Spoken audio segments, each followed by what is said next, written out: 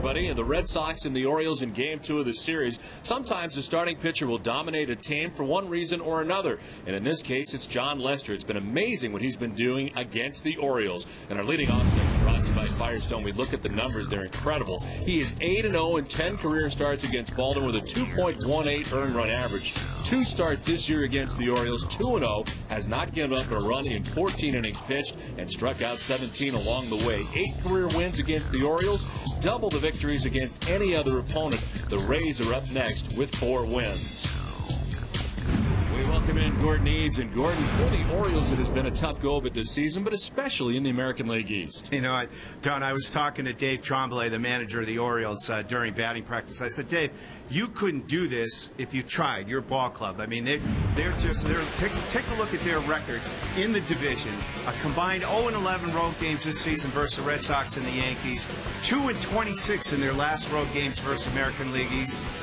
40 of 49 road games versus the division they've lost. Clearly it comes back to the pitching, Don.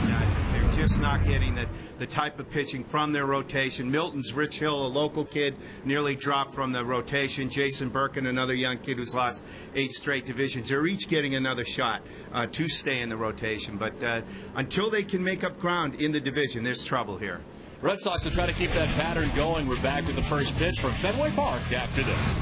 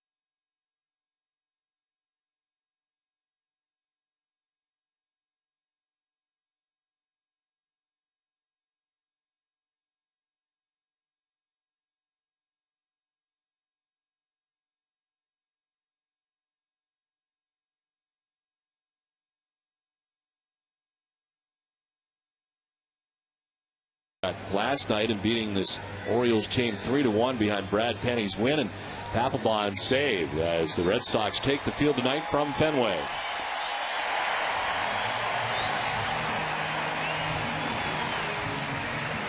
As the Red Sox take the field, let's check out the Baltimore Orioles starting 9. Brian Roberts at the top of the order as always. For the Orioles at second base, Nick Markakis is in right. Adam Jones in center field bats third. Aubrey Huff is the DH in the cleanup spot. Nolan Reimold in left field with Ty Wigginton getting a start at first base. He bats sixth. Melvin Moore at third base seventh. Matt Wieters does the catching, batting eighth. And Cesar Torres at shortstop bats ninth. On the mound for the Red Sox is John Lester. As we mentioned, the numbers are staggering against the Orioles, but overall for the Red Sox this season, 8-7 with a 3.87 earned run average, a 253 opponent batting average, and 137 Ks for Lester. He did lose last time out against the Toronto Blue Jays in a 7-inning effort. He gave up 3 runs, but had the misfortune of being matched up against Roy Halladay.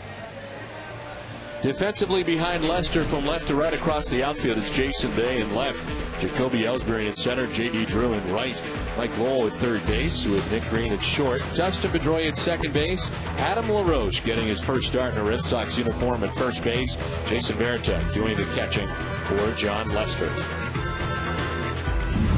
Umpiring crew tonight, Paul Nauert has the play calling balls and strikes.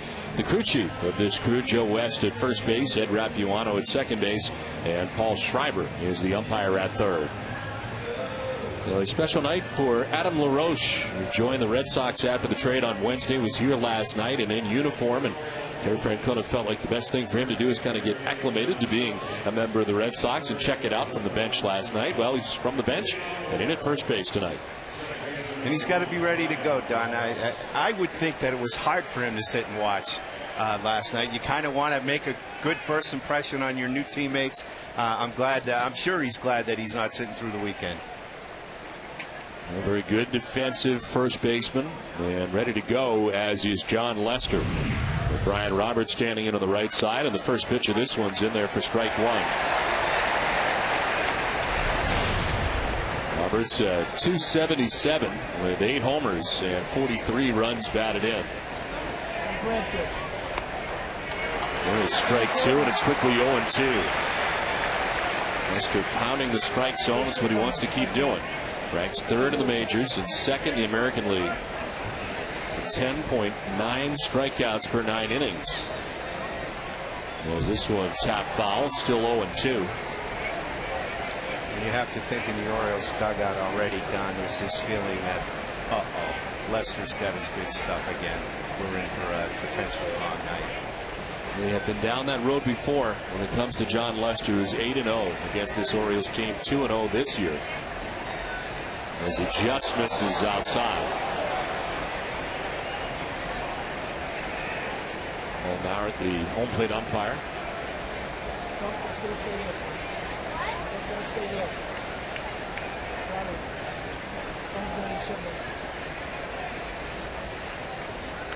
Roberts taps it foul, and it hangs at 1-2.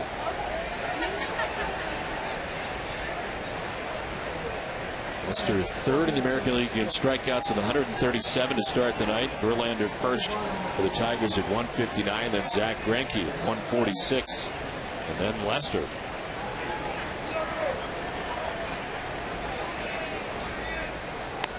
It's outside for ball 2, 2-2.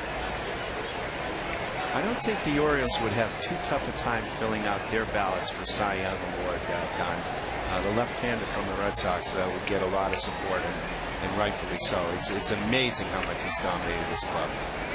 Now the numbers are staggering as Roberts goes chasing and strikes out. First K of the night for John Lester.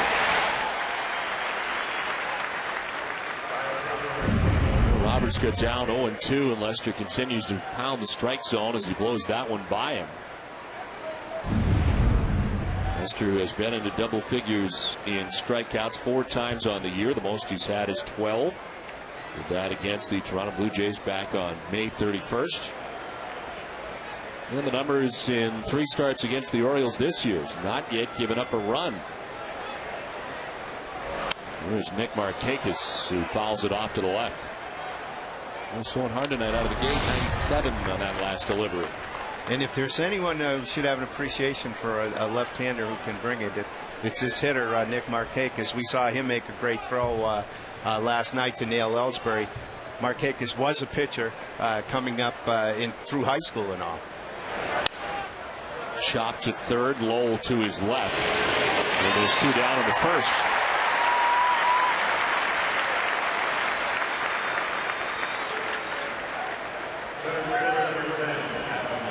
So a strikeout and a ground out, and it takes us to Adam Jones. Jones has been batting out of his 3 spot for the Orioles. One of the great pickups they received in 2 of the bigger trades they've made. Eric Bedard going out to the Seattle Mariners, and Adam Jones, who we saw briefly during a September. The Seattle Mariners now playing every day for the Orioles as part of that deal. And if the rookie catcher Matt Wieters can advance from year to year as much as Adam Jones has from last year to this, the Orioles have some encouraging pieces going forward. Jones scuffled at times last year, but he came in this season convinced Dave Tremblay that he would have more plate discipline, that he could hit in the 2 spot between, or actually now in the 3 hole tonight against Leicester, but that he could work the count enough that he could hit high in the order, and he's had a breakout season. Well, the Orioles are a perfect example of what you can get done at the trade deadline as far as supplying yourself major league talent or major league ready players when you send those players away, and we'll see what teams do what here over the next couple of days. But the Orioles feel pretty good about the 2 moves that they have made. And they should. And of course, the interesting thing with the Jones deal is that the pitcher that got them Jones, Eric Bedard, may now be on the market from Seattle as Seattle looking to possibly move one of 2 left-handers, Jared Washburn or Bedard, or both. Jones with a swing and a foul tip. Varitek holds on. 2 strikeouts in the first from Lester. The Red Sox are coming up.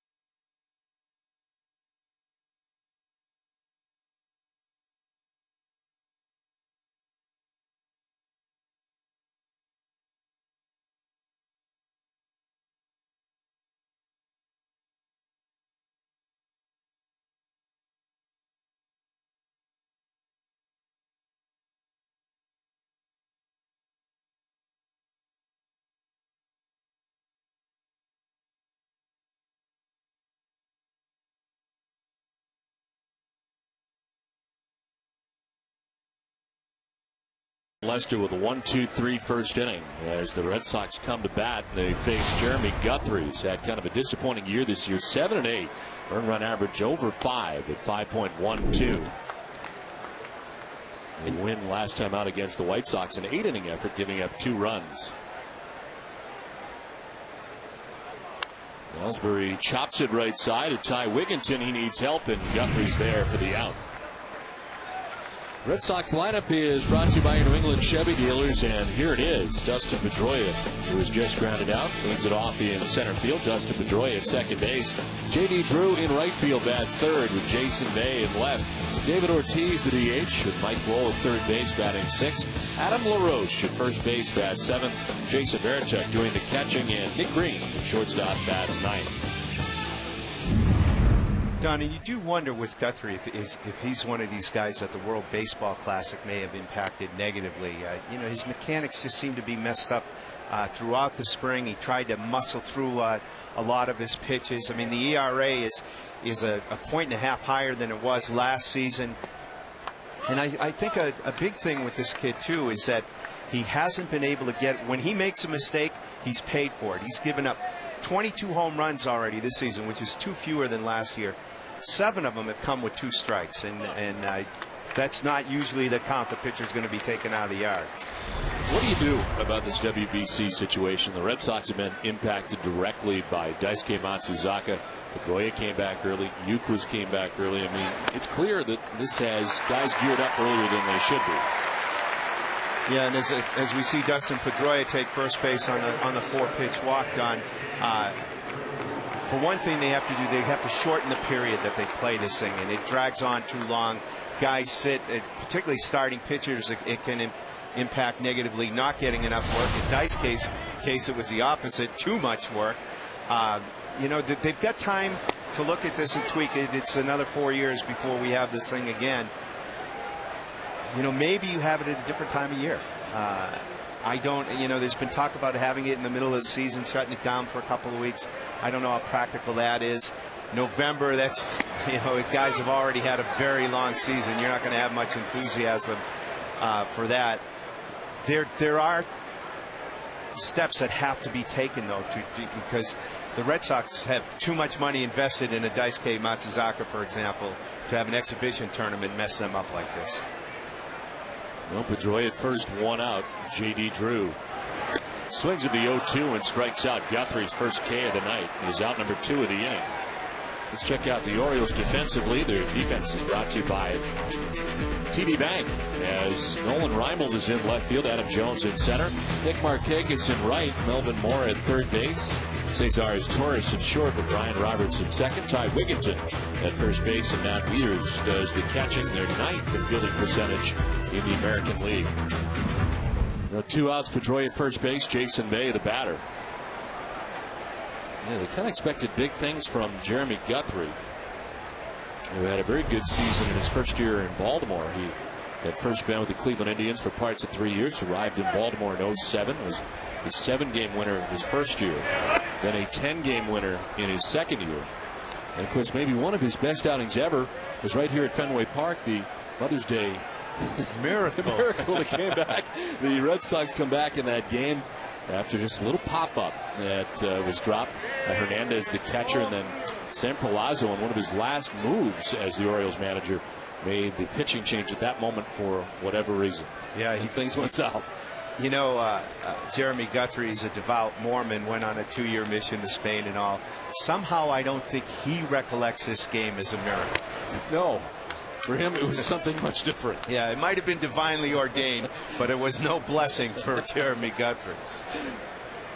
Well, 2 down here in the first. Pedroia at first base. Jason Bay with a count of 1-1. To left center field. It's in for a base hit. Adam Jones over to play. Pedroia heads for third. Man, the Red Sox are at the corners with 2 down in the inning.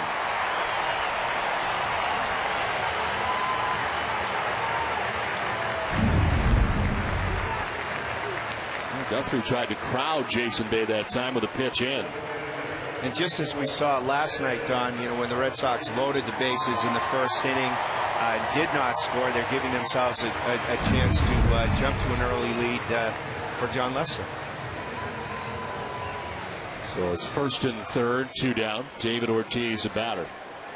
I mean, this has been something of a house of horrors for Jeremy Guthrie. Beside the Mother's Day miracle, his only start in Boston this year, he had a 7-0 lead in the bottom of the second inning and couldn't hold it as he gave up 8 runs in 4 2/3. So he's never won here, and When you look on paper, I think they took this game off the board in Vegas, frankly, Don. Now the 1-0 is a fly ball to center field for Ortiz. Adam Jones going back at the wall. That ball is gone. Kicks off the photographer well in straightaway center. It's a 3-run shot for Big Papi and a 3-0 start for the Red Sox.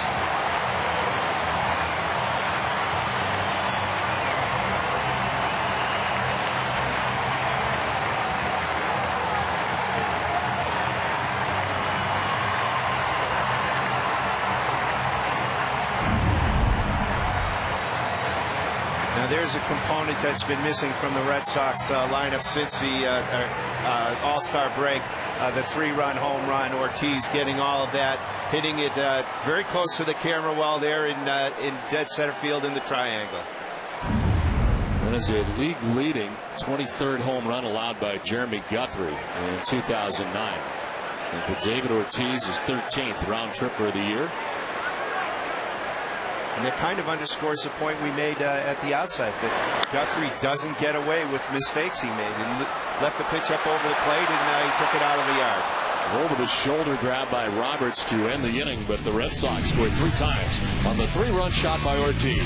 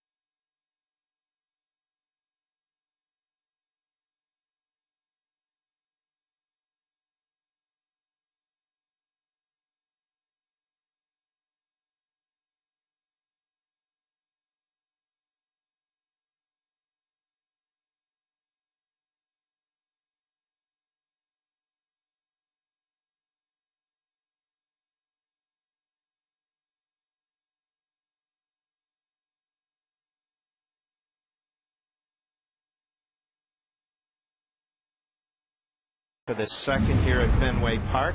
The Amica Pitch Zone is brought to you by Amica Insurance. Get the right auto and home coverage at amicacoverage.com. Jeremy Guthrie leaving a 95-mile-an-hour fastball up in the zone for David Ortiz, and he didn't miss it, Don. 3-run shot for Big Papi and a 3-0 lead for the Red Sox as Aubrey Huff leads it off here in the second inning. It's Huff, Reimold, and Wigginton face John Lester. And that's strike 1 to Aubrey Huff, the DH. 11 home runs, 57 runs batted in. Could be a guy heading somewhere else.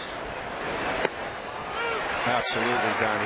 He and Nick Johnson are still the 2 first base bats, left-handed hitters that are out there. LaRoche, of course, being in the Red Sox lineup. Huff's been struggling lately, and he hurt them defensively yesterday, trying for the 3-6-3 double play instead of coming to the plate. I think if he had that play to do over again, he might have come home with it. 2-2 to Huff.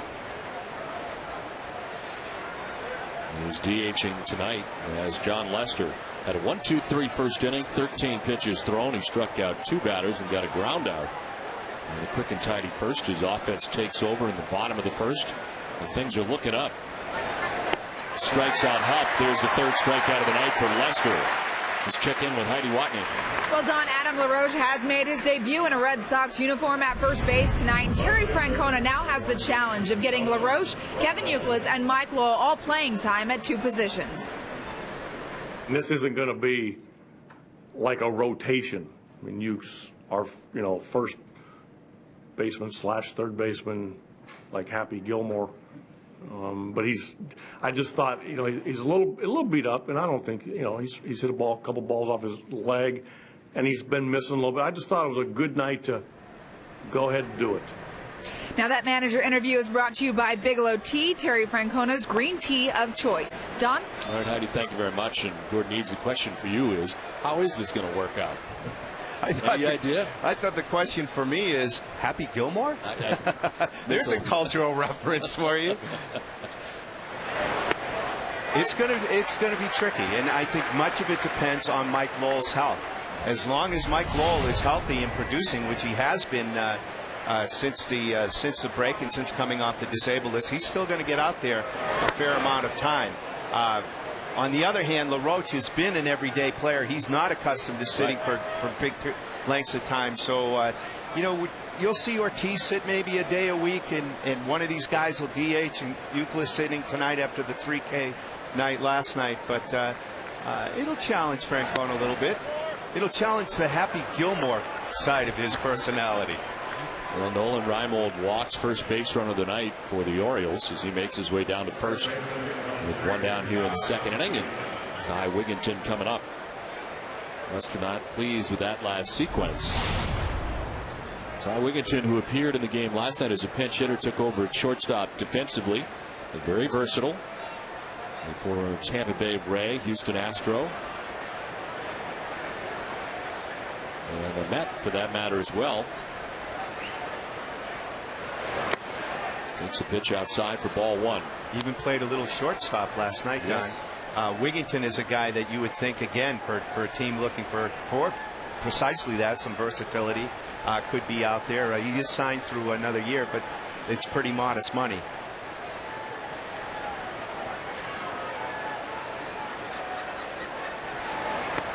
He's hit well lately in the last 39 games, hitting at .302. Raising the overall average from 198 to 256 whenever he has a chance to play. And sometimes there are quite a few days in between starts for Ty Wigginton. John Lester, 14 of his first 18 pitches have been strikes. 5-pitch walk to Reimold, now 2-0 here to Wigginton.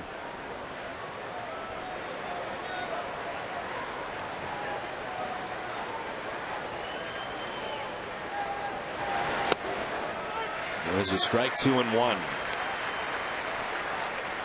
We're just a day away now, of course, from the induction in Cooperstown of your NESN colleague, Jim Rice.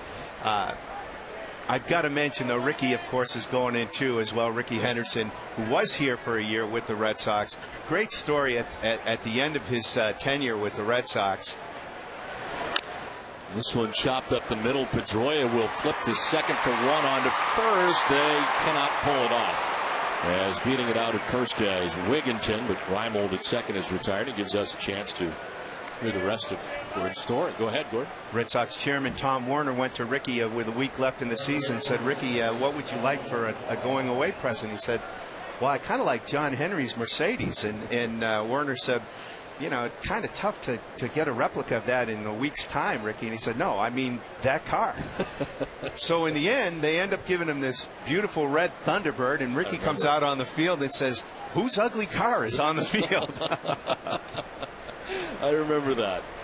I remember it well. Back in, what was it, 2001, right? It was? Yeah. Alvin Mora cranks it foul off to the right. The key matchup is brought to you by Acura. And Mora 3 for 20 against John Lester. Werner had another great Ricky story. Had a meeting with Ricky and asked him, he said, Ricky, there's a story in Sports Illustrated. Kent Caminiti says 50% of the players are using steroids. What do you think? And Ricky said, well, I don't use them, so that's 49% right there.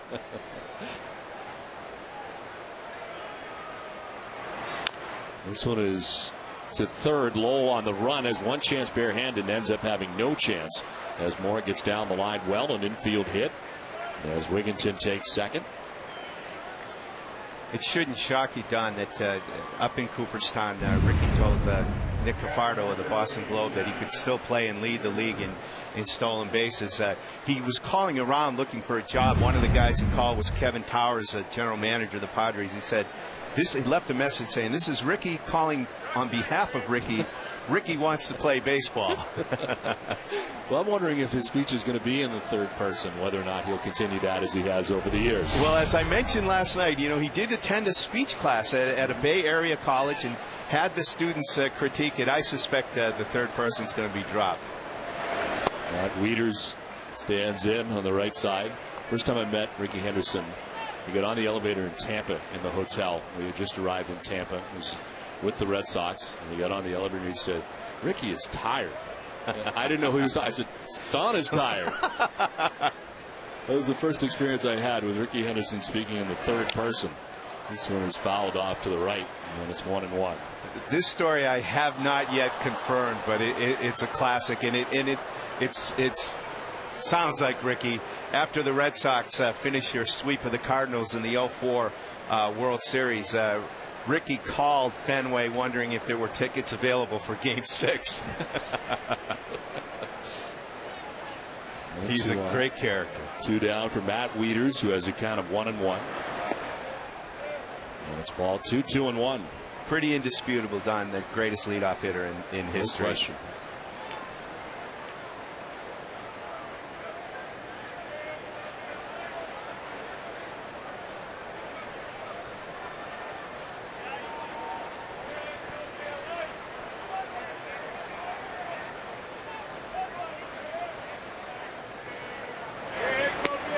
On the corner for strike 2, 2-2. We saw an example last night of why the Orioles are so excited about Matt Wieters. Great breaking ball, backdoor breaking ball, catching the corner there by Lester. The way he blocked the plate on Jacoby Ellsbury left him no room at all to get there on the throw from Markakis.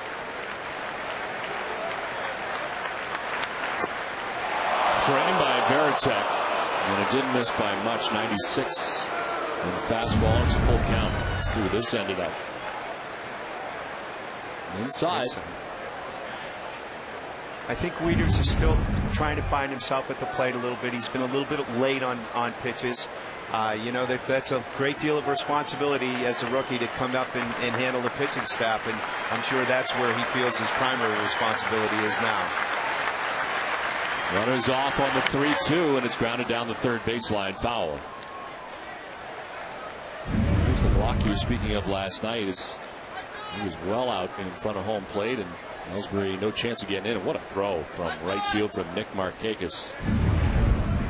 Buck Martinez, the former catcher and the Orioles broadcaster, said Jesse Barfield used to throw it to him like that, where it either got to him on the fly or one true hop, and he had some giddy up on that throw. It was a great play. There's Buck Martinez, who of course joined us earlier this season. There's strike 3. Lester needed that 4th K. It concludes the top of the second. It's 3-0 Red Sox.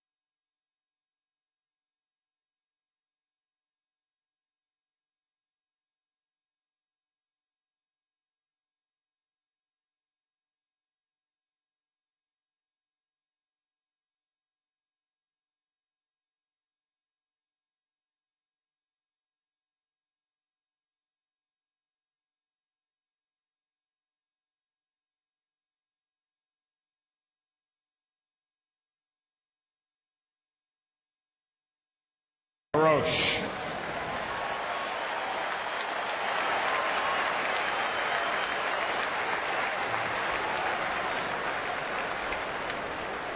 Back at Fenway Park, Adam LaRoche in his first at bat in a Red Sox uniform.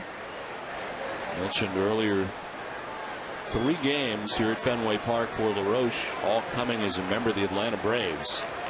He steps in here as a member of the Red Sox and takes ball 1 outside.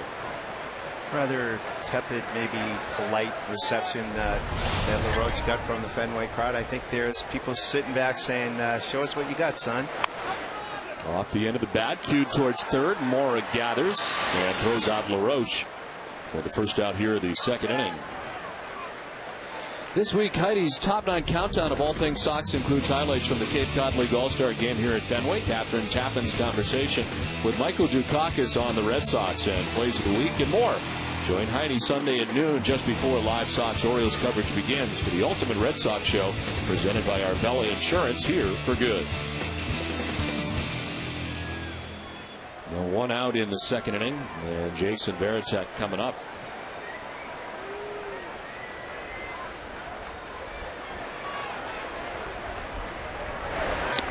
Yahoo Sports, Gordon Eads along with us for the weekend. And Gordon, question, we talked a little bit about the moves moving forward. Do you think the Red Sox are done, or are there more to follow? No, I think that there could be one big move to come. Certainly there's been a lot of conversation about Roy Halladay. I don't think the Red Sox are going to make that particular move. They'd have to give up too much. But the one that I'm watching with great interest involves Cleveland catcher Victor Martinez. Switch hitter, can play first base, can catch, all-star, great guy in the clubhouse. I know Mark Shapiro's going to want a lot back in return there. I mean, any offer is probably going to start with Clay Buchholz, but I think the Red Sox will look long and hard at that. One of the questions a couple of years ago about Victor Martinez was how good a catcher he was. He was having some trouble throwing guys out, but it seems like he's made great strides in that area. Yeah, absolutely, and I think, particularly where Kelly Shopik has struggled as much as he has for the Indians this year, Martinez has ended up doing the majority of the catching, and Eric Wedge, the Indians manager and former catcher, is quite comfortable with him. I'm sure Theo appreciates my unsolicited help. It's general manager.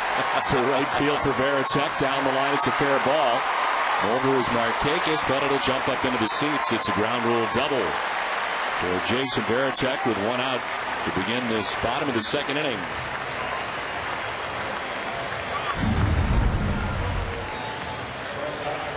And that had been 0-2, worked it full, and Varitek reaching to grab that and just hooking it down the right field line. And Jason getting a big hit RBI single to knock in the Red Sox first run last night, so maybe he's getting going here a little bit. At second with 1 down for Nick Green.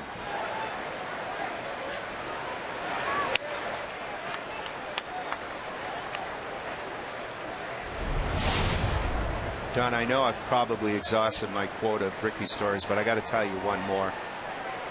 After Ricky whipped, he passes a teammate on the way back to the dugout, and the teammate heard him say, "Don't worry, Ricky, you're still the best." Well, I'm looking forward to his speech. I really am. It could be a classic, and naturally we're looking forward to Jim Rice's speech as well. It should be a great day in upstate New York.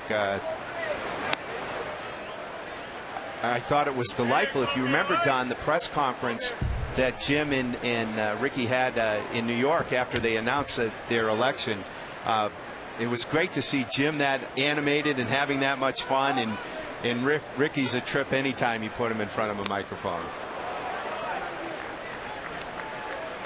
2-2 to Nick Green with 1 out here. Jason Varitek at second base.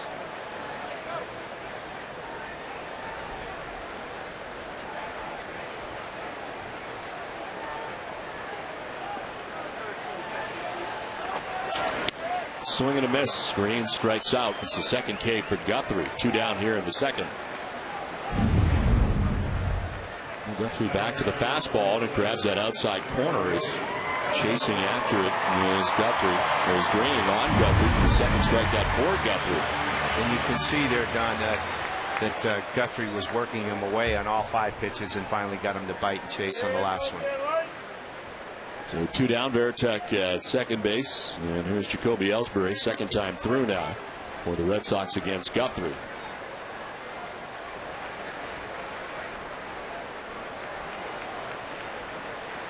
Ellsbury grounded out to first base, first time up.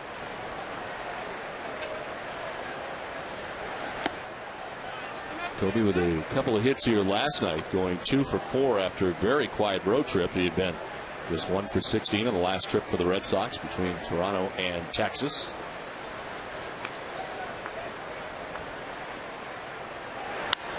To center field. Adam Jones going straight back, still going. It's over his head. From second comes Varitek. Ellsbury accrues in the second with a 2-out RBI double that has the Red Sox on top 4-0.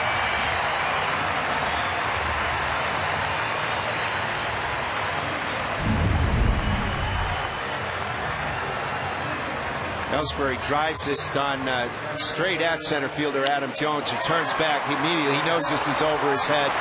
Very close, really, to the area where Ellsbury hit one last night. It bounced up into the triangle for a ground rule double. We thought we were going to have a shot at a triple or maybe an inside the Parker, but the run scoring double there, and the Red Sox 4-0 on Mr. Guthrie. Now Dustin Pedroia as Ellsbury takes off for third. It's a strike, but uncontested to third base. Ellsbury with 43 steals. Talk about defensive indifference. I mean, Guthrie did give him a little bit of a look, but nobody moved, and Ellsbury knew there wasn't going to be much of a challenge there. Tough hop to his Torres at short, but he's got it. Pedroia is out number 3 of the inning. Red Sox get a run, lead it 4-0 at the end of 2.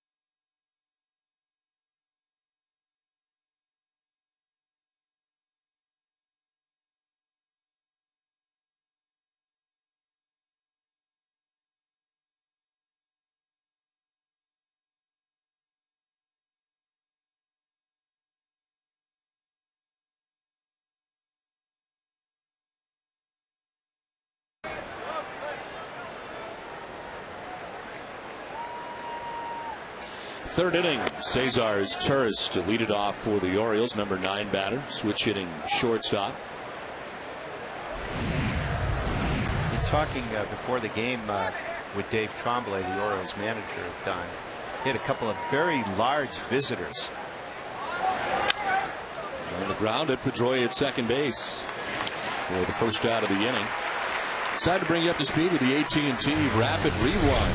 And for John Lester, 4 Ks tonight. Started the first inning by getting Brian Roberts and then Adam Jones. Had 2 strikeouts in the second. Aubrey Huff. And the big catcher, Matt Wieters, the 4th strikeout for Lester through 2 in the third innings. AT&T, the nation's fastest 3G network. AT&T, your world delivered. So 1 out in the inning. Brian Roberts, the batter. Who were his This one lying down the left field line to the corner. As Jason Bay over to play it, headed to second base, the doubles machine, Brian Roberts. Career high 51 doubles last year, and he's well on his way to go in that direction again this year.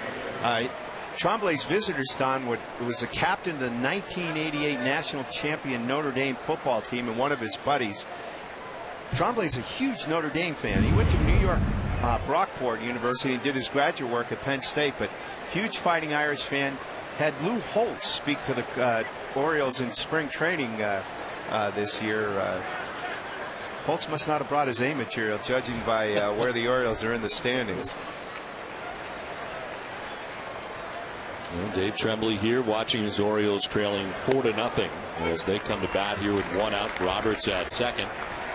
And Nick Markakis grounded out to third base, first time up. Tremblay was a Double-A manager, I believe, for Salem in 1988 when one of his coaches, Woody Heideck, played catch with a young, struggling first baseman. Bruce Keeson, the pitching coach, noticed something funny about the way the ball came out of the first baseman's hand. Said, throw it again, and suddenly you had the evolution of a knuckleballer by the name of Tim Wakefield. How about that? Baseball lifer, Dave Tremblay. It's been a tough go of it for Dave Tremblay with the Orioles. They just have had some very tough seasons, and this year no different. They find themselves 17.5 games back of the Yankees in the AL East to start the day. It's clear they're headed in the right direction. But you wonder if this is a classic case of he's going to be the guy sacrificed just when they're on the cusp of becoming good. Markakis strikes out, 5th K for John Lester. That time to the curveball for Lester. Throwing a ball for strikes right now.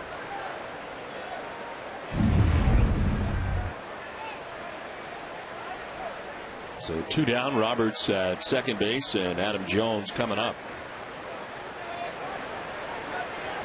I mean, it really is unfair when Lester's throwing his curveball like that for strikes. You don't want that. You don't get comfortable in that batter's box. There's another, but this time missing outside.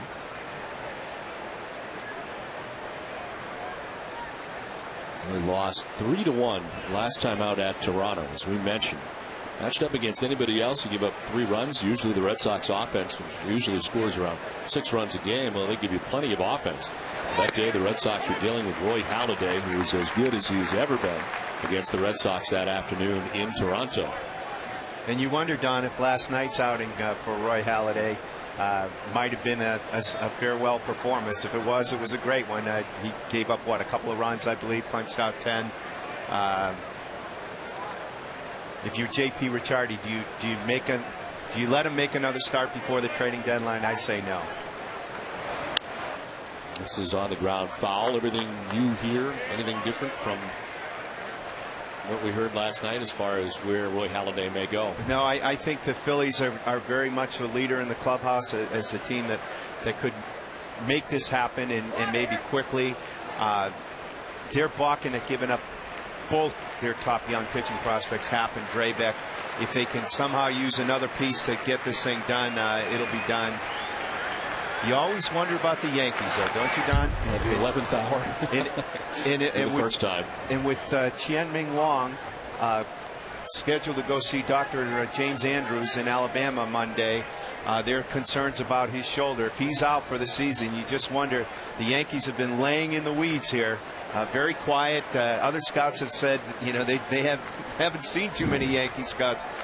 Brian Cashman doesn't need a scouting report to know how good Roy Halladay is. He knows a little bit about Roy already.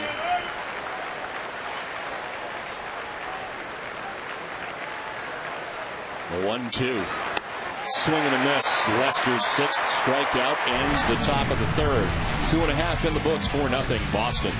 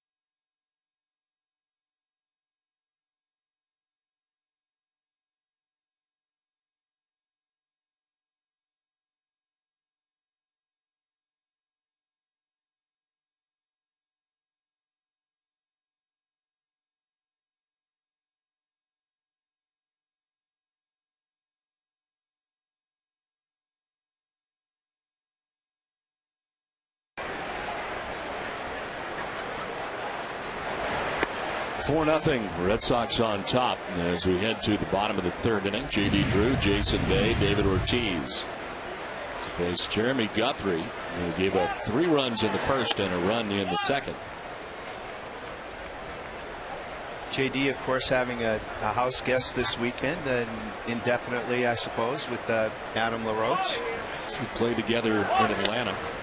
You wonder who's bringing out the trash these days. I thought it was nice of the Red Sox, and certainly an effort by equipment manager Joe Cochran. I suspect had his hand in it to place LaRoche in between 2 former teammates, J.D. Drew and Jason Bay, who he played with in Pittsburgh. Well, he mentioned how comfortable he was arriving here with the Red Sox, having known so many different players. This one is sent to short. A lot of English on it as Torres is there. And he throws out J.D. Drew for the first out of the inning. Let's check back in with Heidi. Well, Don, as we saw in the first inning, Jeremy Guthrie has been prone to giving up home runs this season. I asked his pitching coach, Rick Kranitz, what has been the trouble for Guthrie? It's been a streaky kind of a long ball. You know, he'd be throwing the ball well, and all of a sudden, just like last game, he's throwing great, and he gets one ball up, and the guy happens to hit it out. You know, and so it's kind of bit him this year a little bit. It is a long ball, but he's throwing the ball a lot better now. His ball is down a lot more consistently. Now, Guthrie leads the league with 23 home runs allowed, and the Orioles have lost all 4 of Guthrie's previous starts here at Fenway Park. Don? Thanks very much, Heidi. Kind of ironic that Guthrie has been trying to keep the ball down. The one pitch that he got up was to David Ortiz, who hits a 3-run home run on the high fastball. And Ortiz waits on deck, so that mistake by Guthrie turned into a 3-run first for the Red Sox. And 4-0 against John Lester in Fenway. It's got to look like 40-0 to the Orioles. There's ball 2 to Bay, 2-1. Don, you were talking about the Yankees, and of course they finally had their winning streak snapped today by Oakland. In the past, we didn't think that they had the chips to make a Halladay type deal in their minor league system, but with the catcher Jesus Montero at AA playing great ball, the outfielder Austin Jackson, they've got a couple of young arms, including Phil Hughes, who's doing so well in the bullpen. 2 down in the inning as Bay grounds out to Mora. And remind you, Hess is the proud sponsor of the Red Sox and the Red Sox on Nesson. During the 2009 Red Sox season, Hess and Hess Express will donate $500 to the Red Sox Foundation for every home run hit by the Red Sox. Hess committed to helping the cause. So 2 down here in the third inning. Here is David Ortiz, who jolted that 3-run home run back in the first inning. His 13th home run of the year. So you think the Yankees have enough to go get Roy Halladay as far as prospects go? I mean, I do. I think it's a long shot that they would give up both of those guys. I mean, Montero looks perfectly situated to ultimately replace Posada as the everyday catcher in the Yankee lineup. But again, you just never know. I mean, the one thing, yes, they spent $243 million or whatever it was on Sabathia and Burnett, but the beauty of it was just money. They didn't have to give up prospects, and the trend in the game, we talked about this yesterday, is teams are prizing their prospects more. In St. Louis, they call them the Fabergé eggs, but they gave up a couple of Fabergé eggs, including Brett Wallace, to get Matt Holliday. The early returns on that were terrific. 4 hits for Holliday in his Cardinals debut.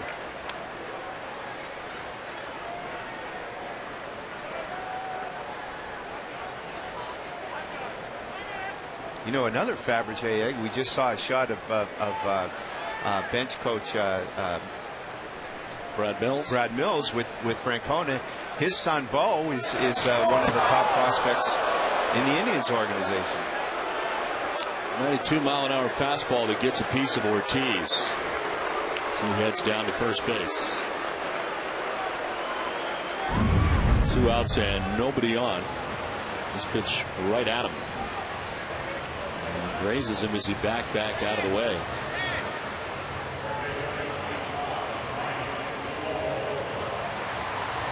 So Ortiz at first with 2 down.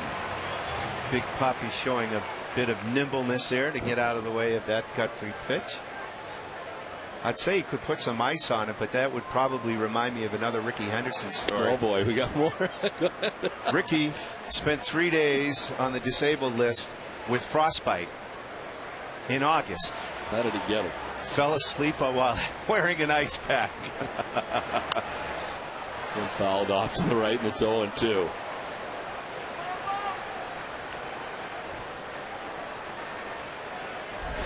Adam LaRoche waiting on deck. He grounded out his first at bat in a Red Sox uniform in the second inning.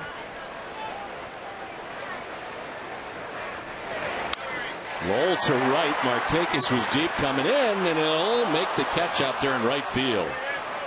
It ends things here in the third inning. We played 3. Red Sox on top 4-0.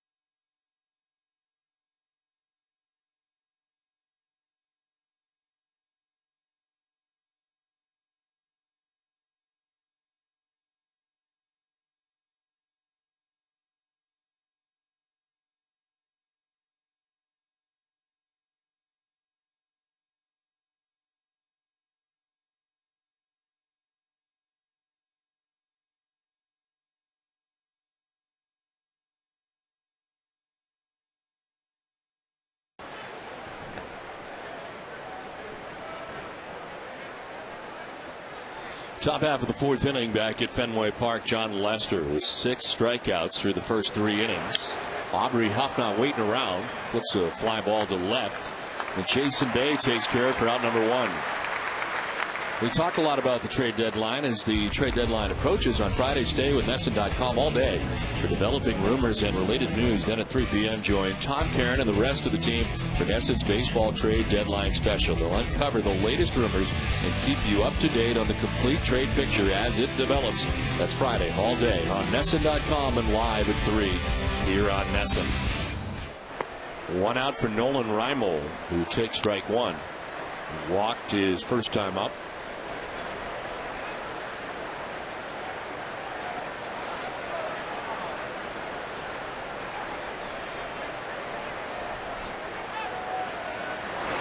Talk a lot about out-of-house stuff. Let's talk about in-house stuff. Are you surprised that the Red Sox and Jason Bay have not come to an agreement as far as his continuation in the Red Sox uniform beyond this year? No, I can't say I'm surprised, Don, because Bay knows there's going to be a market out there for him this offseason. You know, that team in the Bronx could be in the mix. He's from British Columbia. Seattle has a great deal of appeal. I believe he lives there. You know, it wouldn't shock me if they continued to talk, even though things are kind of quiet for the time being. They made a run at him over the break, but no, it's pretty tough to determine what the market is right now. Well, base hit for Reimold, who's on for the second time. 1 out single. Third hit given up by Lester. And when I say that, Don, as we watch the replay of Reimold going down and getting that pitch from Lester, I don't mean a market in terms of his quality. I mean because of the economy and the fact that attendance around the game is going to be off 5% at least, and we just don't know how much of a bounce back we're going to have in the economy over the next year. You know, where do you set the price for a player of Bay's value? We saw how hard it was for a lot of I'm not saying all the free agents, because the big guys still got their money, it appeared, during the offseason. But it was kind of the middle tier guys that seemed to be hurt the most by it and took the longest to sign during the offseason, and some bad deals, a lot of one-year deals. Right. And I mean, when you think a couple years ago that an Andrew Jones got 2 years at $18 million per from the Dodgers, I mean, Bay certainly could make that kind of a case, but the market has changed. Bobby Abreu, a guy who found himself in that situation. Yeah, I mean, the Yankees had, what, a $16 million option on him and elected not to exercise it. He goes out there and got a heck of a lot less from the Angels and played very well there.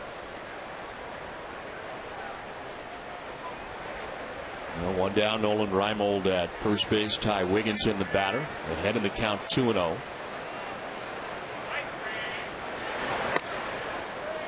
There's ball 3. Lester, in his last outing, walked a season high 4 batters. Tonight has walked only 1, with 1 out here in the 4th.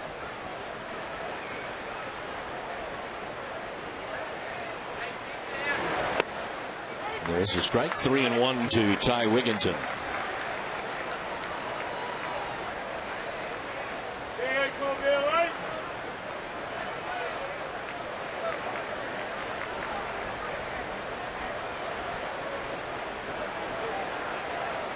Runner goes at first, and Reimold, the pitch is a ball, and that's ball 4. So there's the second walk given up by Lester. And it's first and second now with 1 out in the inning. Lester has not had a clean inning, Don, since the first. The Orioles having a couple runners on in the second. Roberts with the double in the third, and now the single and a walk with 1 out in the 4th. 2 on, 1 away, and Melvin Moore, the batter, reached on an infield hit first time up.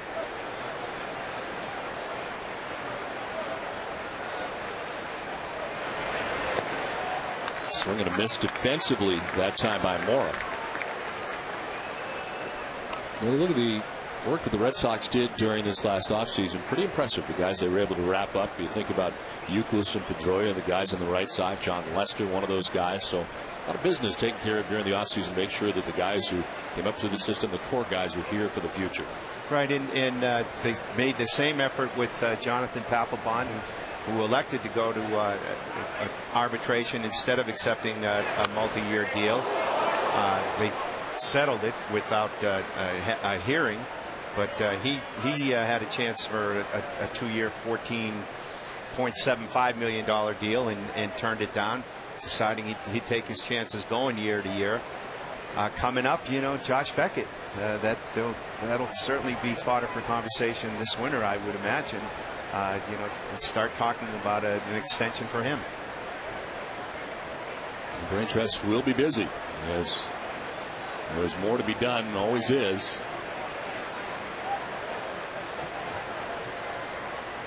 The 0-2. Mora very defensively strikes out. It is strikeout number 7 for Lester. Some tough swings from that bat for Mora. The curveball is really what got him an earlier strike that he was very defensive on, and then once again here, snapped off by John Lester for his 7th strikeout.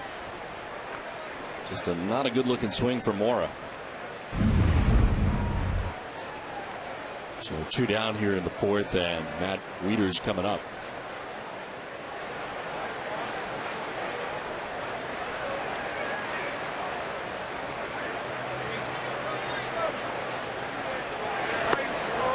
And strike 1 over the outside corner to Wieters. The league leaders brought to you by Olympia Sports. In the category of strikeouts, John Lester with 144 Ks on the year, and behind Verlander and Greinke. How about the Royals only being 2-8 in Greinke's last 10 starts? Don, that's startling, given how well he has pitched. They have lost 10 games in a row. 7th time in franchise history they've had a losing streak of 10 or more games. 5 times in the last 5 seasons. And you know, you're in the heartland you know, you look across the state in St. Louis, they're in the middle of it, and here you are looking at the possibility of your 5th 100-loss season in the last 8. Got to be very depressing. Fights this one off, foul down the first base line. 1-2 the count to Matt Wieters. They tried to make some moves in the offseason. They just haven't panned out. Coco Crisp getting hurt. Mike Jacobs, the first baseman that they were hoping would give him some pop, has really struggled, dropped from the lineup. You know, they made the puzzling deal to Seattle now for the shortstop, Betancourt. And it's things are not looking up for Dayton Moore these days in Kansas City. To right field, and a base hit for Wieters. From second base comes Reimold. The throw from Drew is not going to be in time, or run in. Ball briefly getting away from Varitek, so now taking second base is Wieters. And the Orioles are on the board. A 2-out RBI for Matt Wieters.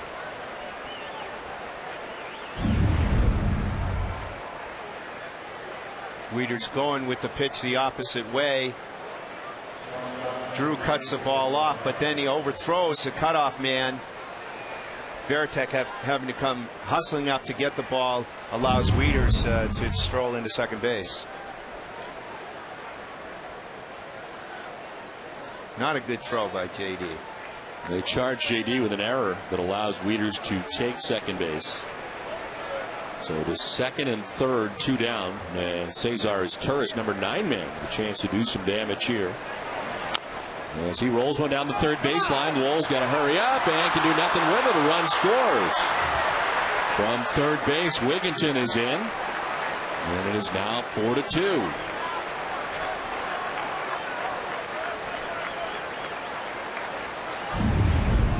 With the Sturris' speed on Mike knew the only play he had was to try to barehand the ball. Doesn't come up with it cleanly. Orioles get a run. Lowell, had he been able to pick it, had a couple of options. The plate, which was in front of him, seemed first base would be very difficult, as you mentioned, with his Turris running. But they end up getting neither. A run in, first and third, 2 down. And the top of the Orioles order, Brian Roberts, who gets his third look tonight at John Lester.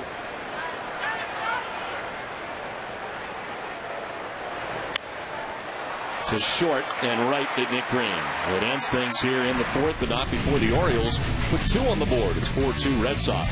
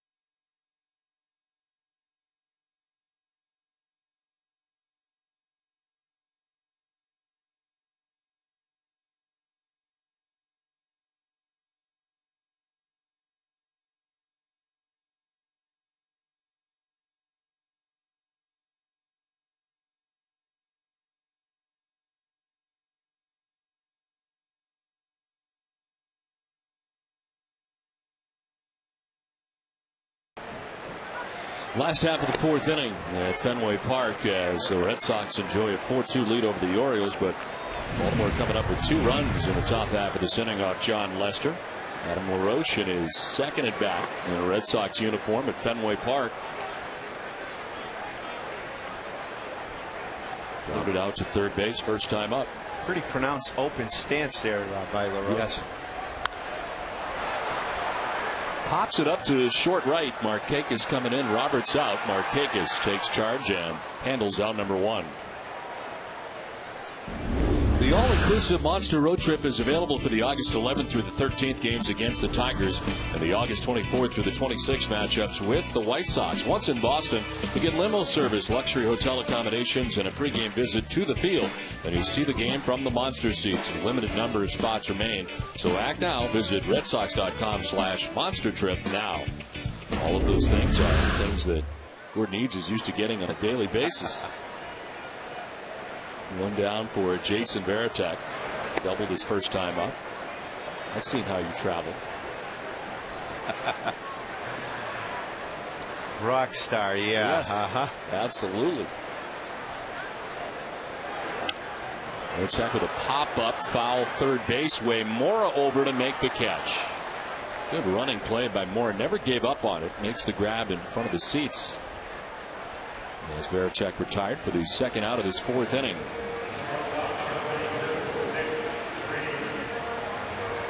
Waving to his fans. Awfully close to the seats. Over there at third base. You sure as Quince aren't sitting over there, huh? 2 down. No, that's right. Yeah. Nick Green struck out in the second. Bunt bid. Yeah, a little indecision between the pitcher and catcher, and no chance to get Nick Green. The leaders kind of backed off. Guthrie did not race for it initially. And at all that time, no chance for either. This ball dies on Dave Meller's lawn here, and giving Green a chance to beat it out with some ease.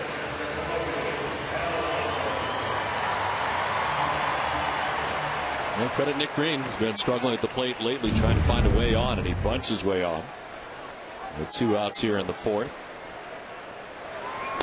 Jacoby Ellsbury taking strike 1 from Guthrie. You know, seeing Ty Wigginton over at first base, where there was some great news out of Houston, Don, where Wigginton played until last year. The Astros had signed Aaron Boone to replace him. Aaron Boone had open heart surgery in spring training. It was an operation he knew he would ultimately have to have.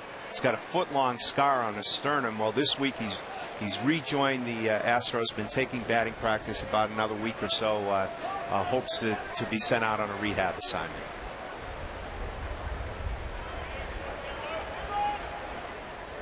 Time called as Ellsbury backs out. Even Red Sox fans would wish yes good health for Aaron Boone. Maybe.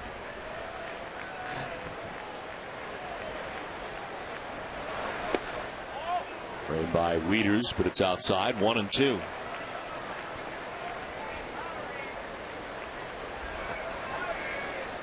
Jeremy Guthrie leading the Orioles last year with 10 wins. This year 7-8 coming into tonight's outing. Ellsbury to right and deep, down towards the corner. That ball is up and it is off the wall. Heading from first base around is Green, trying to score all the way from first. He will. It's an RBI double for Jacoby Ellsbury that nearly got out of here. The Red Sox lead it 5-2.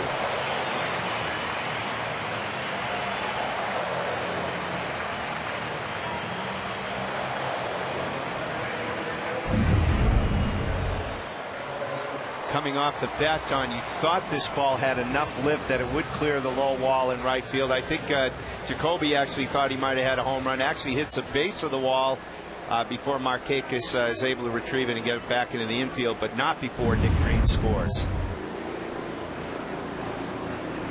That's 3 extra base hits now in 2 nights for Jacoby Ellsbury. He gets going. 2 hits, 2 RBIs for Ellsbury tonight. At second base with 2 down for Dustin Pedroia.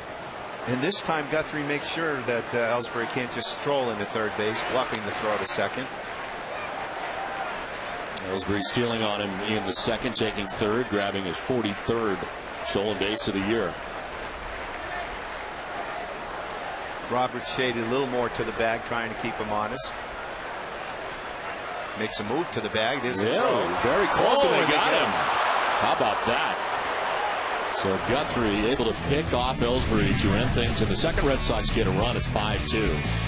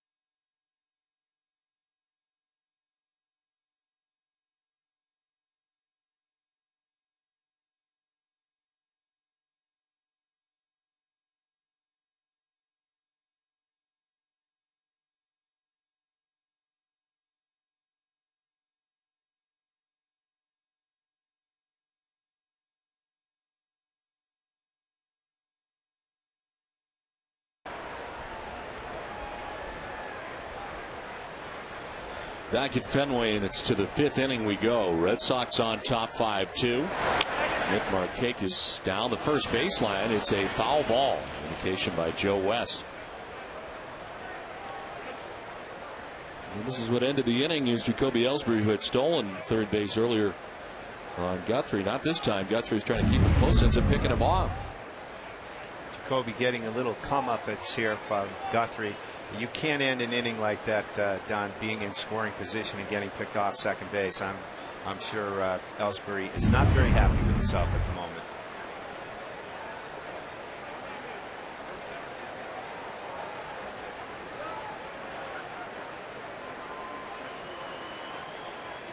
And Markakis 0 for 2. He was grounded out to third base and struck out looking. Waiting on an 0-1 from Lester. One hopper to the backhand, picked by Green. The throw in plenty of time. Nick Green with a great arm and a good play backhand, and then shows off that arm for the first out of the inning. And if you want a demonstration, Don, of why Julio Lugo is now playing second base in St. Louis, there it is right there. Nick Green's defense has been just outstanding for the Red Sox. That ball had some serious movement on it. Makes the play to his backhand and a strong throw to get Markakis. One down for Adam Jones. On his way on after having not much success tonight with John Lester. Struck out against Lester in the first swinging, then struck out again swinging in the third. Lester with 7 strikeouts on the night through 4 1/3. And about to throw his 70th pitch of the night.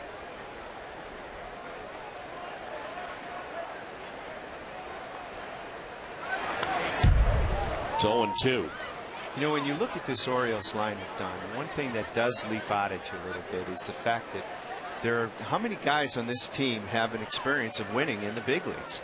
Very, very few. I mean, I think Adam Jones is the type of guy who is going to bring that kind of leadership to the clubhouse ultimately. But you know, there's kind of a, I wouldn't say it's a laid back team, but they probably don't know. They've been beaten down in the last 3-4 years.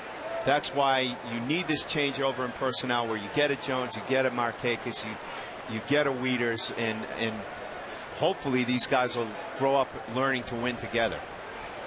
We look what the Tampa Bay Rays were able to do after being beaten down as an organization for all those years. And even when they had the players in place that turned it around, they still get a guy like Cliff Floyd to help the clubhouse and bring those guys up, which was enormous. Hinsky. Exactly. Floyd. Carlos Pena had some taste of some winning.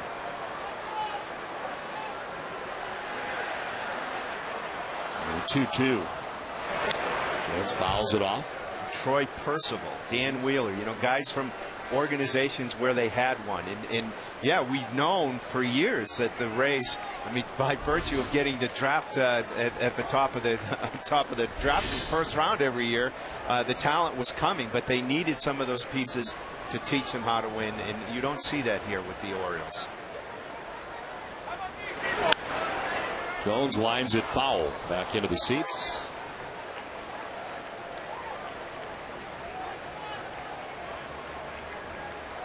Tampa Bay, tremendous comeback today. Yeah. Biggest in team history. They were down 8-0, come back to beat Toronto 10-9. Home runs in the ninth by Pena and Willie Ibar, tying it against Scott Downs. Third blown save for Downs, and a guy who took the loss Friday. And Scott Downs is a guy that a lot of teams are looking at as a relief help.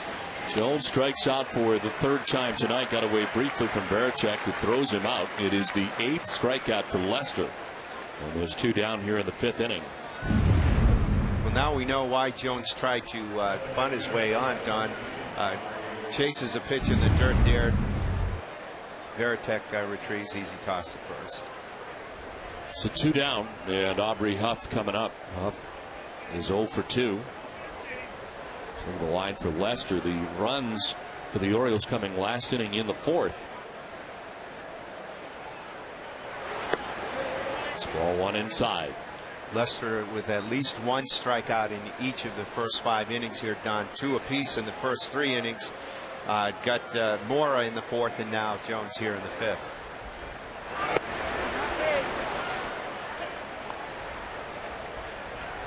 Even though Huff bats from the left side, Don, he's one of the few guys on this Orioles team that has had some success against Lester, hitting over 300 against him coming into tonight.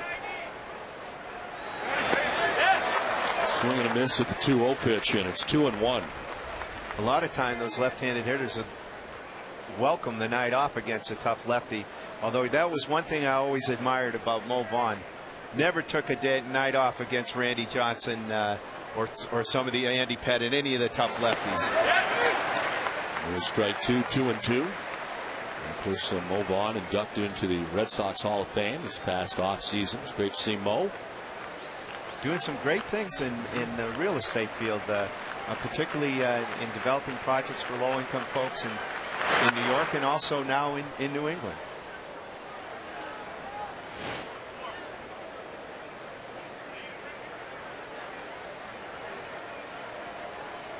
Quite a tremendous week this week by the New York Yankees off the field, Don. They had this Project Hope in which all 25 players participated in where they went out into the community, various community groups on each day, a different project. They brought folks into Fenway, into Yankee Stadium, made a nice impact. It was quite a thing to see.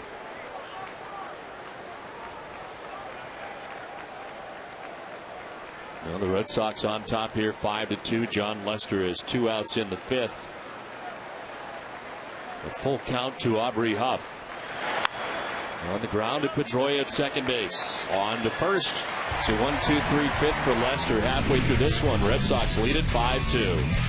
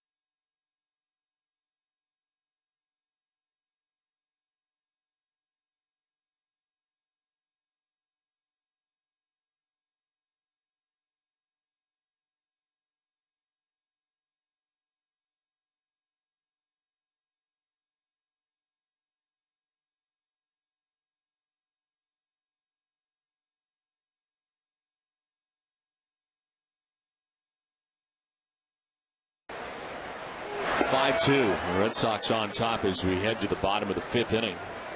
Pedroia, Drew, and Bay. Turned out to be a great night. It's been a great day in Boston. And the Red Sox enjoying it so far tonight against Jeremy Guthrie. Finally, Don, some signs of life from the Red Sox offense with 5 runs tonight. First time they've scored as many as 5 runs in any game since the All-Star break. They'd scored a total of 16 in their first 7 games after the break. And you hope that they'd be able to do that here at home, where they've been so comfortable, and against some teams they hope to take advantage of. You got the Orioles here first, then the Oakland A's, who are coming in, and they've had a tough season. The Athletics are last in the American League West. You play in the team that's last in the East, team in next, last in the West. And Pedroia, of course, is a guy that has continued to swing the bat even during this team-wide slump, and he's just worn out the Orioles, Don. I mean, he's hit safely in each of his last 16 games against the Orioles coming into tonight. Flies out this time to the center fielder Jones for the first out of the inning.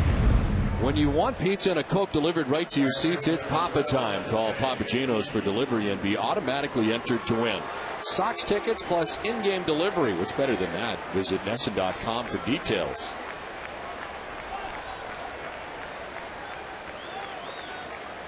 We had mentioned last night, Don, that Dustin Pedroia is the author of a new book, one that hasn't been read by either of us. No. You know, we're going to have to talk to the author about that and see what the story is.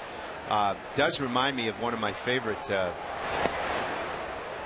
stories regarding books involving the Red Sox. Remember, Derek Lowe was named literacy spokesman for the state of Massachusetts one year while he was here. The pop up left side. Melvin Mora in a few steps. And there's 2 down. And I asked Derek to name his 3 favorite books, and he looks at me and scrunches his face and he goes, "Oh man." And I said, "All right, Derek, I'll make it easy for you. You know, name me your favorite book." And he thinks about it for a minute, and finally he blurts out, "Barney." Which probably endeared him to all the young mothers in New England. But right. To left field for Jason Bay. Nolan Reimold back at the wall. Leaps and can't get it. The ricochet to Jones, but not before Jason Bay stands at second with a 2-out double.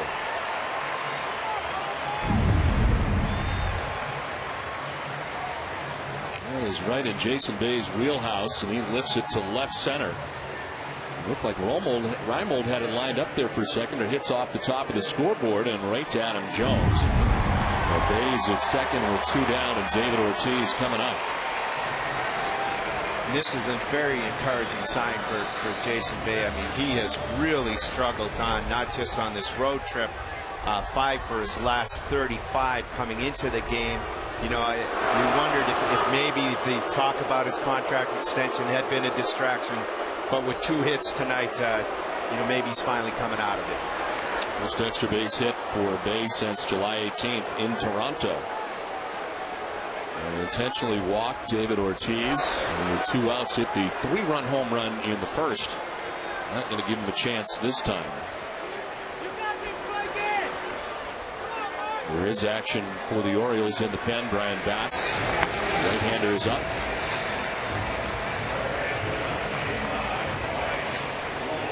Beth Israel Deaconess Medical Center, the official hospital of the Boston Red Sox, asks, what does healthy mean to you? Is it getting your annual checkup? Cheering on your favorite team? Healthy is blank. Fill in your blank at bidmc.org. Rick Kranitz, the pitching coach, is headed out to talk to Guthrie with action in the pen. And 2 outs and 2 on here in the bottom of the 5th. Guthrie at 75 pitches. Rick Kranitz has seen too many times this year, Don, where we're in a situation like this. Guthrie has made a mistake and paid dearly for it. You know, the Orioles, by scoring a couple of runs, have climbed back into this one a little bit. The last thing he wants to see is Mike Lowell break it wide open. So 2 down, 2 on, and Lowell the batter as he takes ball 1 outside. Lowell has popped out to second, lined out to right.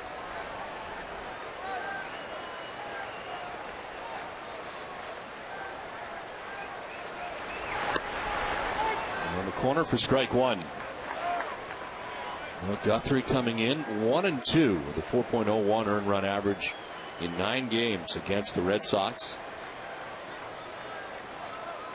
Orioles have lost all 4 games that Guthrie has started here at Fenway. As Lowell taking that outside corner strike again, 1-2. And it was really a no-brainer for them to issue the intentional pass to Ortiz in this situation, not only because David hit the 3-run homer, but Guthrie has handled Lowell pretty easily up to this point in his career, 3 for 19. Went out there again, but can't get the call this time. 2-2. Don, I understand you greatly enjoyed the cookie that Merrill Masterson left you, the wife of Justin Masterson. I'd like to say I enjoyed mine, but it was stolen. Out towards right center field on the run is Markakis. He'll get there to make the catch. Mike Lowell is retired. The Red Sox strand a pair with through 5. It's 5-2 Red Sox.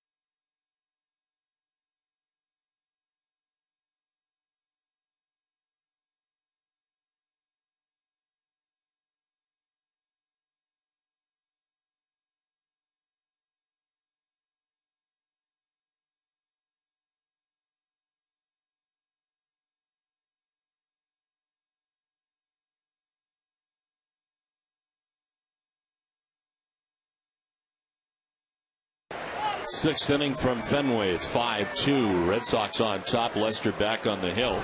Nolan Reimel lead it off and swinging at that first pitch, sends it out to Ellsbury in center. Jacoby back to make the catch for the first out of the inning. For years, contractors have trusted the FW Webb Company for plumbing, heating, and cooling products. Now homeowners can visit one of their 27 Frank Webb Bath Center showrooms. Product knowledge and friendly guidance make both sides of Webb a home run.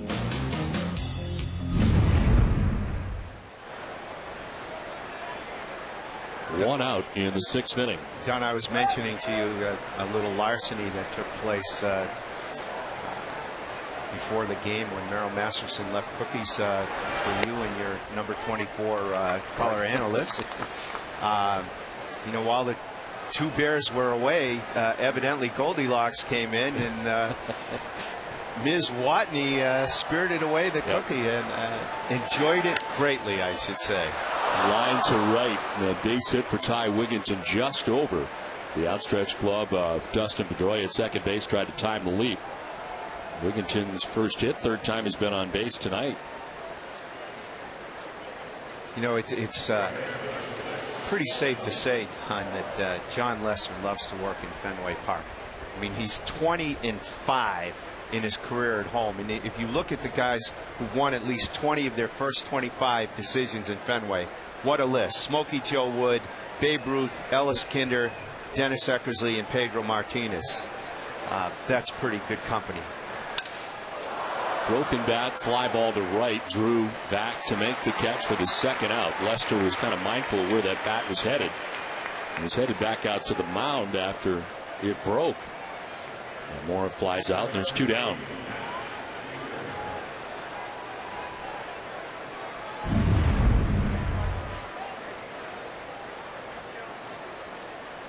Took a look, realized he wasn't in too much harm's way, and took a look where that ball was headed. It was out to Drew and right. And there's 2 down in the inning. Wigginton held on at first base by LaRoche, and Matt Wieters the batter.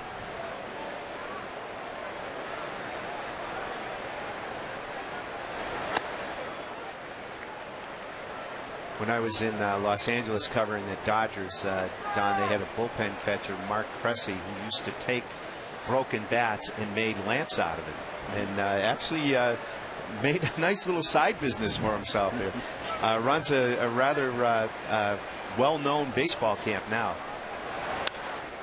Fly ball to right field, struck well. Drew going back. He'll have room and make the catch in front of the track. That ends things here in the top half of the 6th inning. 5.5 done, 5-2 Red Sox.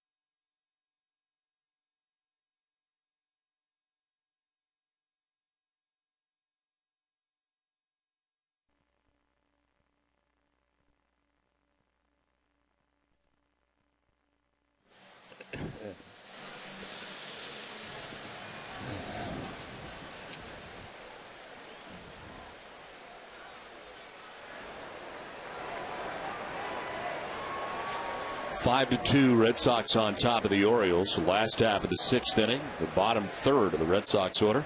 Adam LaRoche, Jason Varitek, and Nick Green to bat. A foul fly down the left field line for LaRoche. In his debut in a Red Sox uniform tonight, he has grounded out to third base and flied out to right. He's 0 for 2.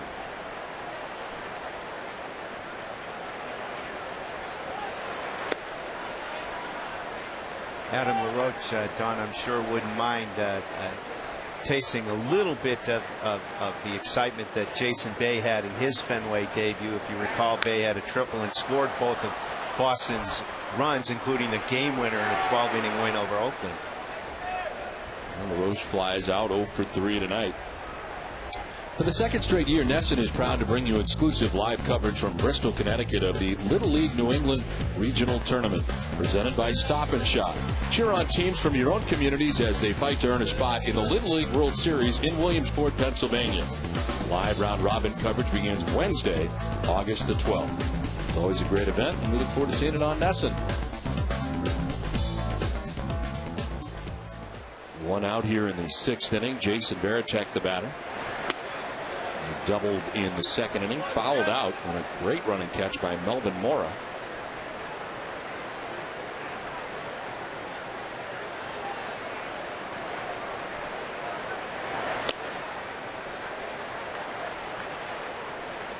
Some nice 2-out hitting by the Red Sox tonight. All 5 runs come as a result of hits with 2 outs. The Ortiz 3-run homer in the first, Ellsbury's double in the second. A 2-out single by Nick Green and Ellsbury's double in the fourth. Big Poppy, his 13th home run of the year. But the Red Sox off to the good start in the first. Swing and a miss. He was out after that 3-0 pitch, and it's 3-1.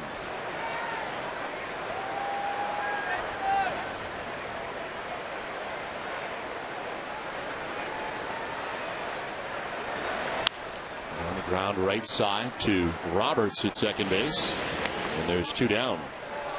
Oh, there are 5 runs tonight. The Red Sox have now scored 486 runs on the year.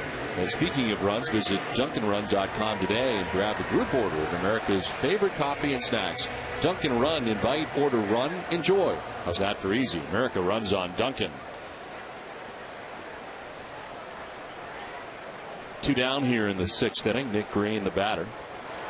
And a bunt single his last time up. 1 for 2 tonight. Guthrie settled in pretty nicely, Don, after the big first inning blow by Ortiz and the 4 runs in the first 2 innings. But since then, even though the Red Sox have had base runners, he's kept them in the game. 90 pitches deep into his outing, 2 outs here in the 6th.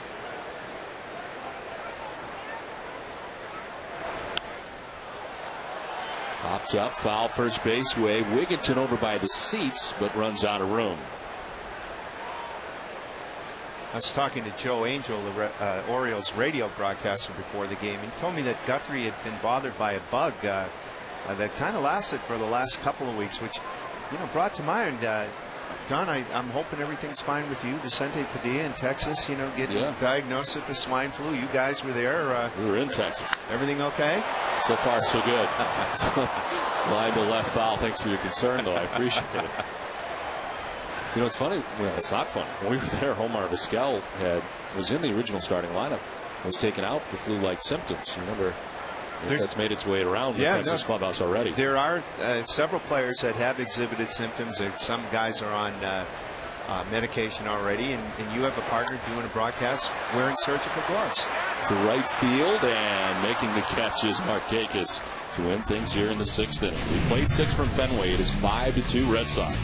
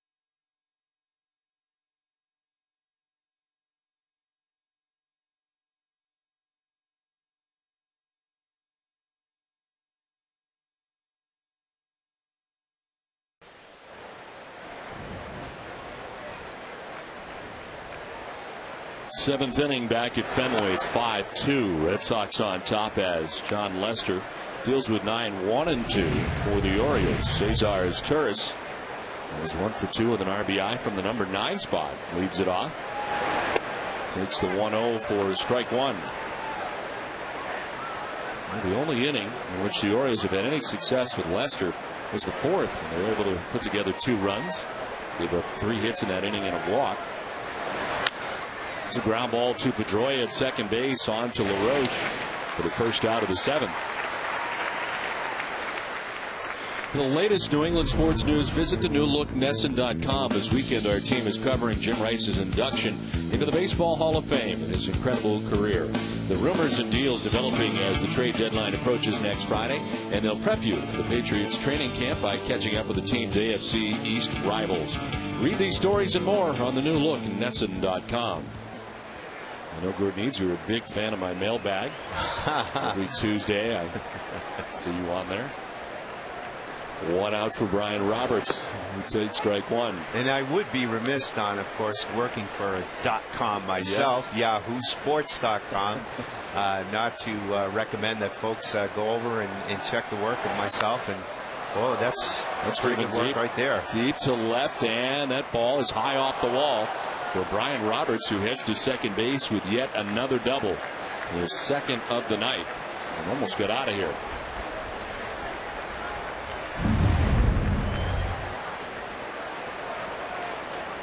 Inner half of the plate, Roberts turns on it. He's watching it. I think he thinks he's going to catch the monster seats.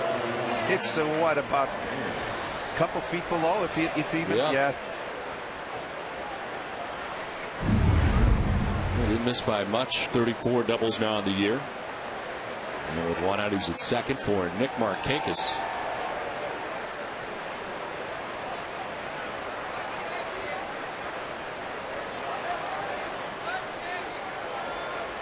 Markakis is grounded out, struck out, grounded out again.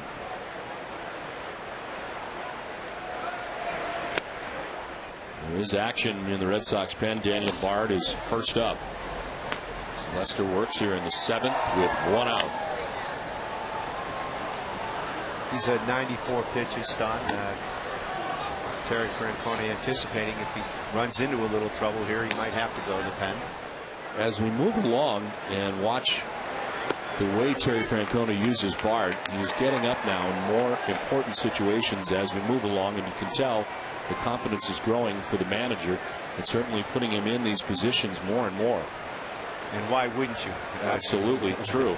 With this electric stuff he has and the confidence, the growing confidence he has shown, rewarding Francona for using him in tougher situations. Chop foul outside of first, and it's 1-2. I mean, really, the Red Sox bullpen has been outstanding all season long, but again, haven't allowed a run in their last 16 1/3 coming into tonight. A little drama last night from Jonathan Papelbon, but the big punch outs with the bases loaded, preserving the win for Brad Penny. Now just that hiccup for the pen right before the break. Swing and a miss. Markakis strikes out. It's 9 Ks for Lester. Back to the fastball again, and here in the 7th inning, still throwing hard. There's that last one registering at 96 miles per hour. And he took him upstairs. He elevated on him, and Markakis laid on his swing. Lester already, Don, has had 4 games this season of 10 or more strikeouts. 1 more, and he'll be tied with Tim Lincecum of the Giants for the most 10K games this season.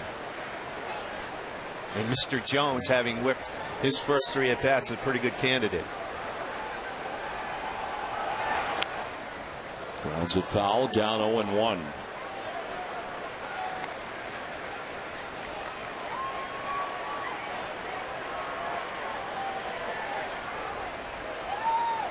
Both the Red Sox and Orioles with 7 hits each, but it's the Red Sox on top 5-2 with 2 outs here in the 7th, and Roberts at second base.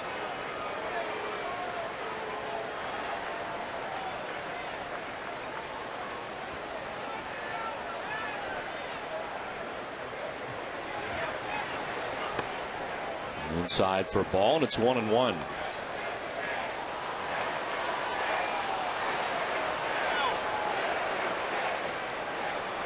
Each ball has come out onto the field in the triangle. You know, we had an interruption of play last night that was a little bit in the unusual realm. Evidently, Don, there was a red light flashing from the grate that covers the restaurant out there in the center field bleachers. I was talking to one of the security guys, and he said, you know, it was going off 3-4 times a minute, and finally they stopped play and took care of the problem. And Paul Schreiber, who had the plate here last night.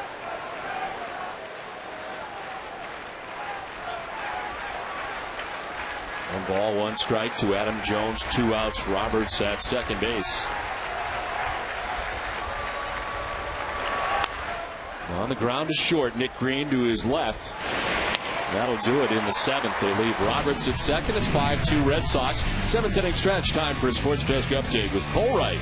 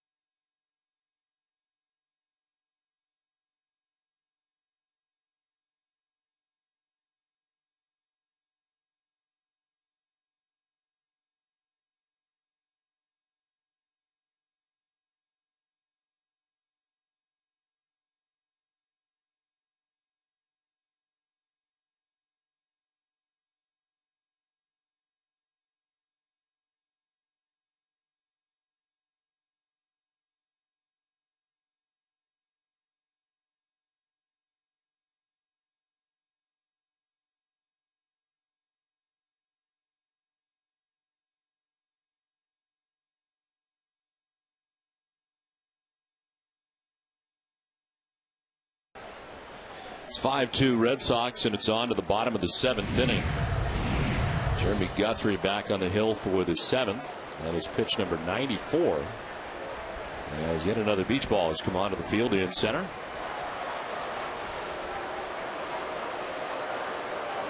It's time now for the Coors Light Freeze Cam. Jacoby Ellsbury trying to go yard down the right field line. Nearly did. The short fence down in the corner. As it stays in the yard, Coors Light Freeze Can brought to you by Frost Brewed Coors Light, the world's most refreshing beer. This time he sends one foul, and it's 1-1 for Jacoby Ellsbury. Ellsbury 3 doubles in his last 4 at bats. Don, 1 last night, 2 tonight. Of course, the embarrassing situation where he gets picked up second by Guthrie after stealing third in his first at bat. Fly ball this time to left center. Adam Jones makes the catch. There is. It's time for a game break, and Tom Caron, TC.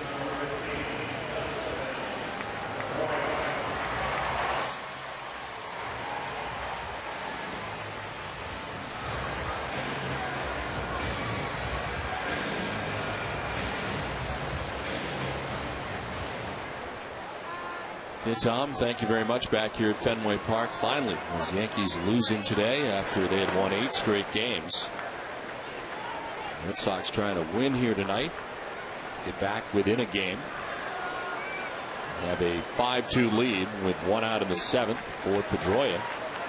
And his walk grounded out, flied out, and this time hits one to the backhand at third of Mora. Throw off the mark, and the tag applied on the way by Wigginton. The diving bid by Pedroia, but Wigginton swiped him with the tag on the way by.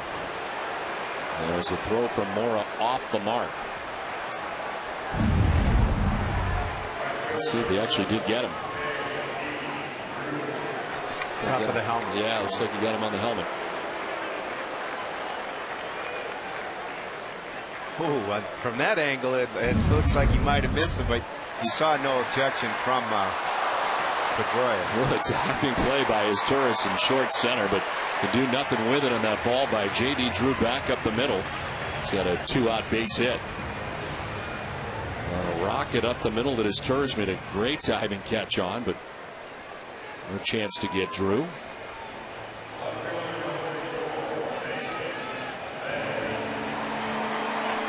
So 2 down, Drew at first, and Jason Bay coming up. He has 2 hits tonight, a single in the first, grounded out in the third, double in the fifth. There's pitch number 100. And it's foul above us. You notice the rookie color guy didn't even stand up on that one. I was ready. I haven't fielded too many foul balls in my press box career, although I did catch one here while on the phone. Really? It was an easy pop-up. It wasn't one of those screamers. And yeah, I reached out. I think the Nesson cameras might have even shown the play. There's the tall left-hander, Mark Hendrickson, warming in the pen. Of course, I won't mention the 35 or so that I've dropped over the years. Yeah.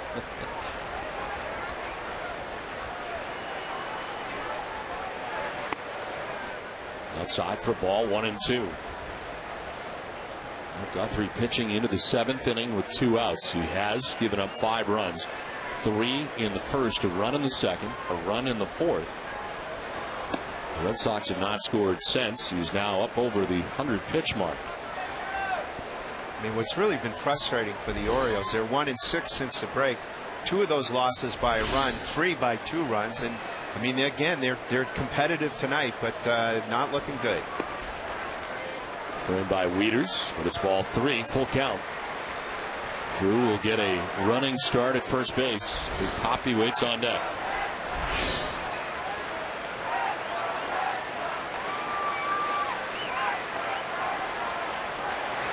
Inside, ball 4, and Guthrie walks Jason Bay.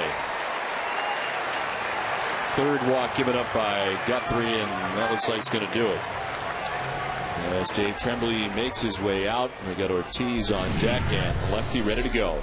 It's 5-2 Red Sox pitching change from Fenway.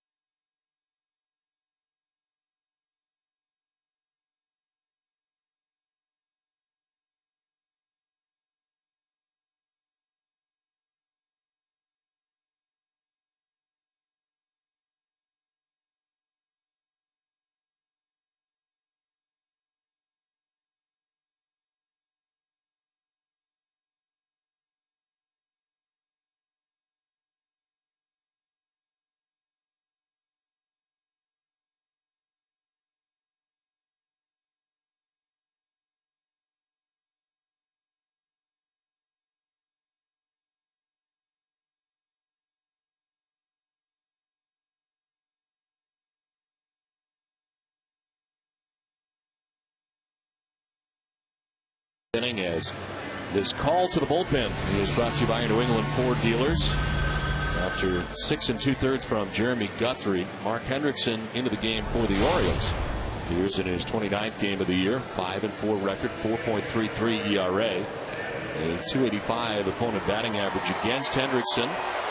Split last year between the rotation and the pen for the Marlins. And now with the Orioles as he takes over for Jeremy Guthrie. 105 pitches for the Orioles starter. Didn't start very well, gave up 3 runs in the first, but hung in there for 6 2/3. Still responsible for the 2 runners on with 2 outs here in the 7th. Mark Hendrickson, Don, fitting the description of well-traveled journeyman. This is the Orioles are his 5th big league team. That's not counting the NBA Sacramento Kings.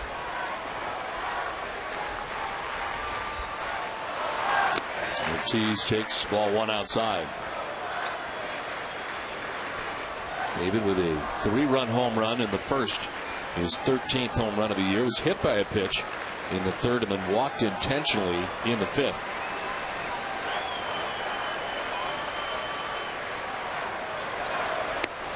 That drops in there for strike 1-1.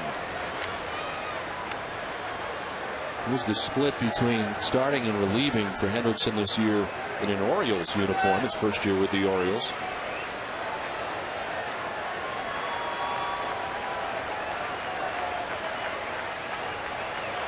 Runners take off as Ortiz lifts it foul down the left field line now to play. So Drew had taken off. Babe following suit.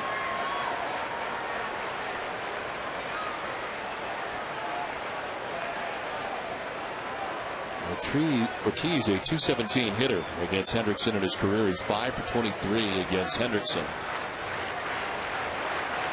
One of the few pitchers in the big leagues who can make Poppy feel small. At 6'9", 340.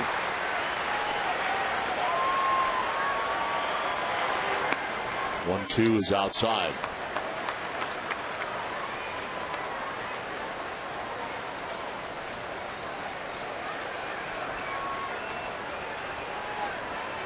J.D. Drew at second base. Jason Bay at first. 2 down in the Boston 7th.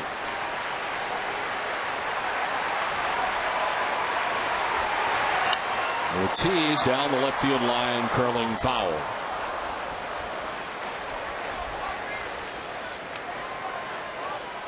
Hendrickson turning 35 last month. On, you know, he started his baseball career late because of his dalliance in the NBA with Sacramento. He didn't make it to the big leagues with Toronto until 2002. He was 27 years old. Brings it inside that time, full count. Not overpowering. The fastball at 91.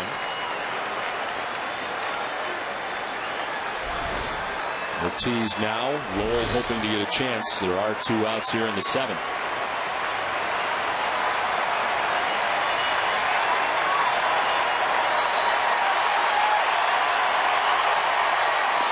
Strike 3 call. Dropped the hook on him.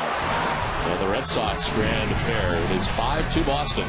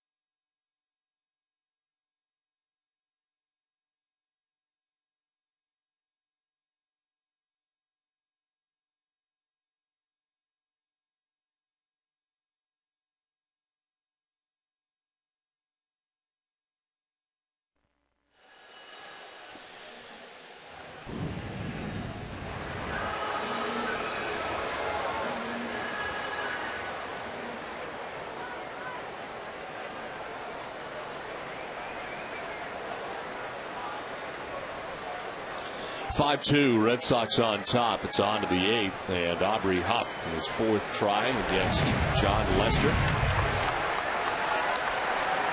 Huff has struck out, flied out, grounded out in 3 previous tries. Lester up over 100 pitches. This is 102 on the way. And it crowds him for ball 1. 9 strikeouts for Lester, and as he starts this 8th, there is action. Barred up again, and seemingly ready if he's called upon. So second and Pedroia on the high hop for the first out of the 8th. Introducing the new $5 Red Sox instant game from the Mass State Lottery. You could win Red Sox season's tickets for life and up to $1 million instantly. Get yours today. For details, visit masslottery.com.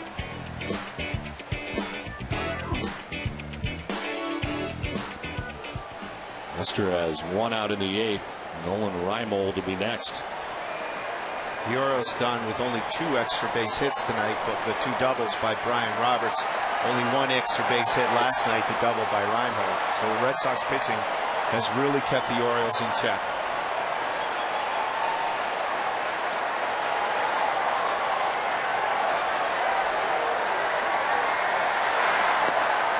That's a strike, 1-1 to Reimold.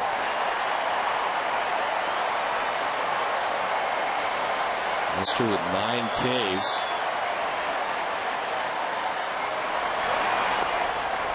The only inning prior to this one that he did not have a strikeout, the 6th inning. Otherwise, at least 1 in every inning.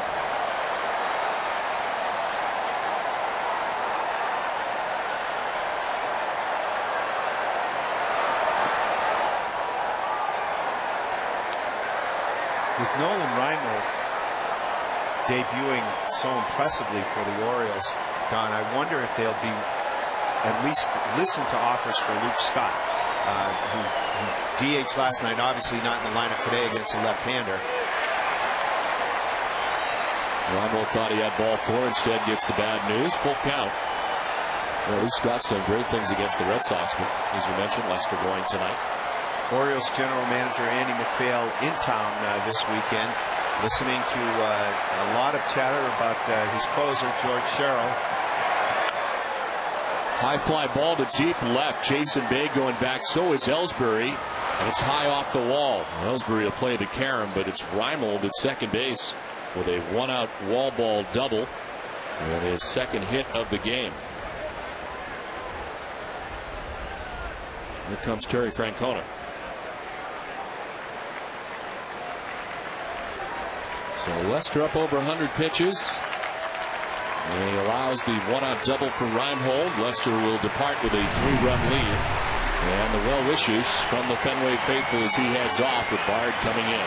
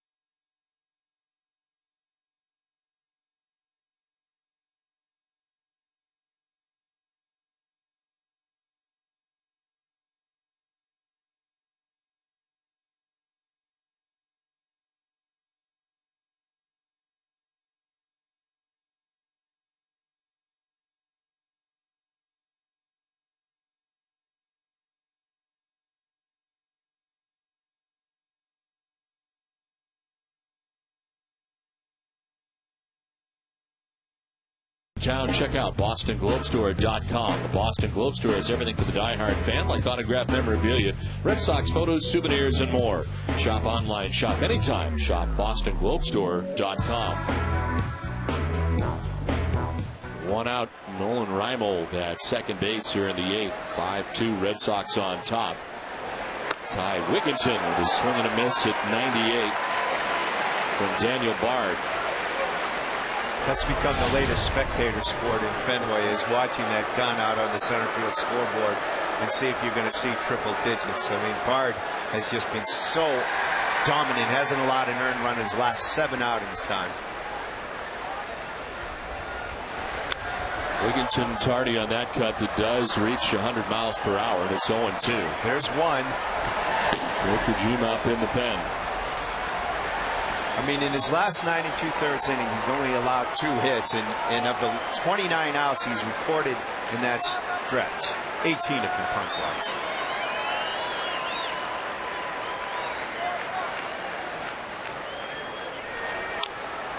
Popped up. Lowell towards the Orioles dugout's got room, and he makes the catch. 2 down in the eighth. Threw the breaking ball to Wigginton there after the 100-mile-an-hour fastball got him.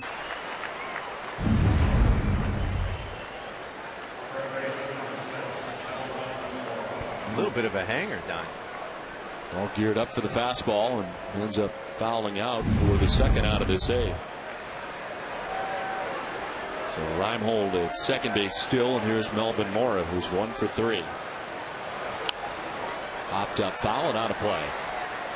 Well, John Lester departs tonight after 7 1/3 innings. Gives up 8 hits and 2 runs. Runs coming in the 4th. He's still responsible for Reimold at second base. 9 Ks for John Lester. And a chance for his 9th win of the year. And remarkably could become 9-0 against the Orioles.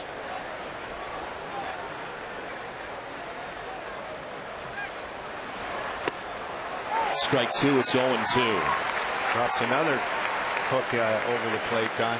You know, the great thing about Lester start tonight, 4th time in the last 5 games he's gone at least 7. 8th time this season. I mean, he's just a horse, and a piece that a lot of teams would call a number 1. On the staff with Josh Beckett, he's 1A, 1B.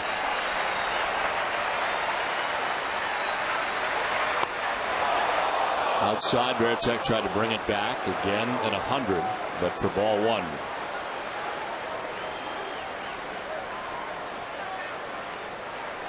Melvin Mora got on an infield hit in the 2nd. Struck out, fly to right.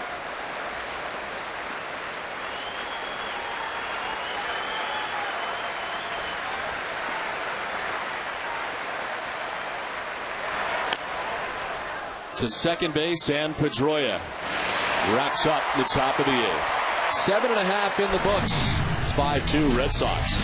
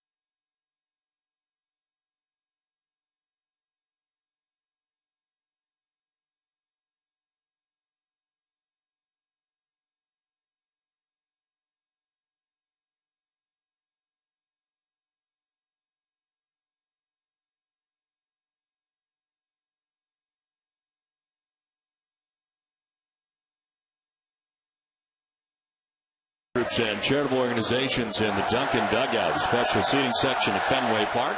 Thousands of children have had the chance to catch a Red Sox home game thanks to Dunkin' Donuts. Sweet Carolina a little bit more spirited tonight. Fans are riled up as Mike Lowell drives it into right field for a base hit to lead off the bottom of the eighth. Lowell has now hit safely, Don, in each of the 6 games he's played in since coming off the disabled list. You know, you wonder with the day game after a night game if whether he gets to sit tomorrow, have Youkilis play third and LaRoche play back-to-back games. Lowell at first to begin this bottom of the 8th inning. Adam LaRoche looking for his first hit in a Red Sox uniform. 0 for 3 tonight. To left field for LaRoche. Deep left back, and it is gone. Welcome to Boston, Adam LaRoche.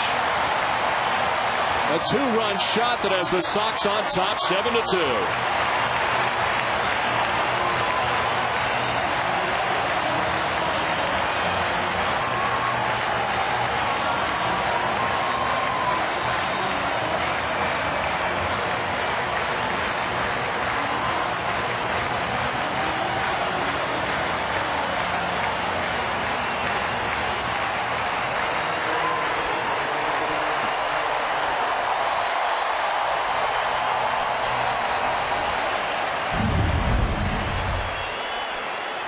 Well, no better way, Don, than to endear yourself to the home folk than to put one in the seats. Adam LaRoche in his final bat of the night puts one into the monster seats, and you saw him get the David Ortiz seal of approval, the big nod. That's the way we do it around here from Poppy. His 13th home run of the season. 7-2.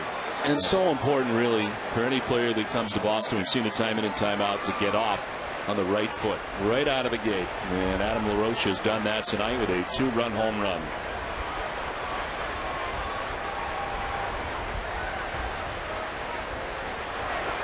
Veritek to right.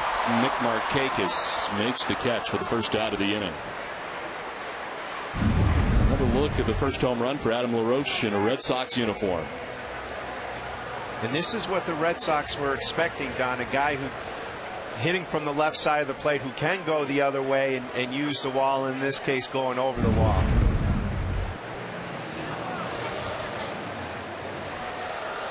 Dave Tremblay to the mound, and it looks like the return of Clay Meredith coming on here for the Orioles with 1 out in the 8th, and Nick Green coming up. It's now 7-2 Boston.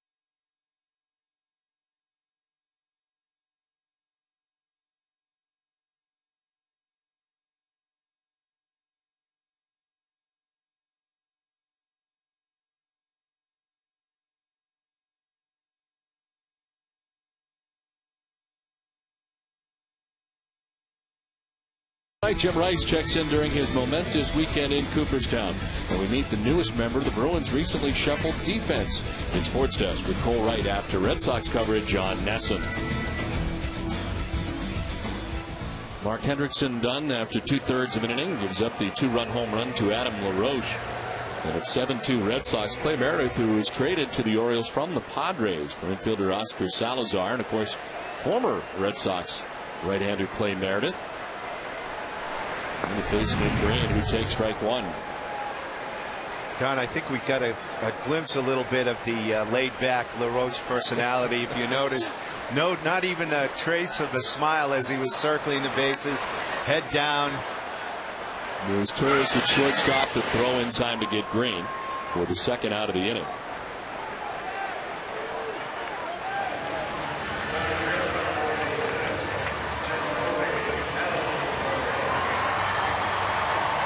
LaRoche getting that home run for the Red Sox here that has opened it up. Boston on top now by 5 runs as they have Ramon Ramirez now getting ready. Papelbon had been up.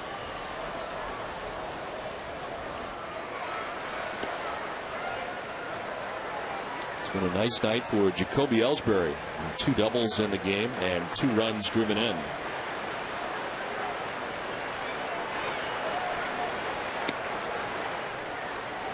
Clay Meredith, after leaving the Red Sox, first pitch for the Padres. 153 games for the Padres, 07-08. He's tied for 9th in the National League during that span. A lot of usage. In there for strike one, 2-1. Well, in 07 he pitched so well for the Padres that there was a lot of talk that the Red Sox had really gotten fleeced on that deal, but he scuffled a lot last year and now new residence here in Baltimore.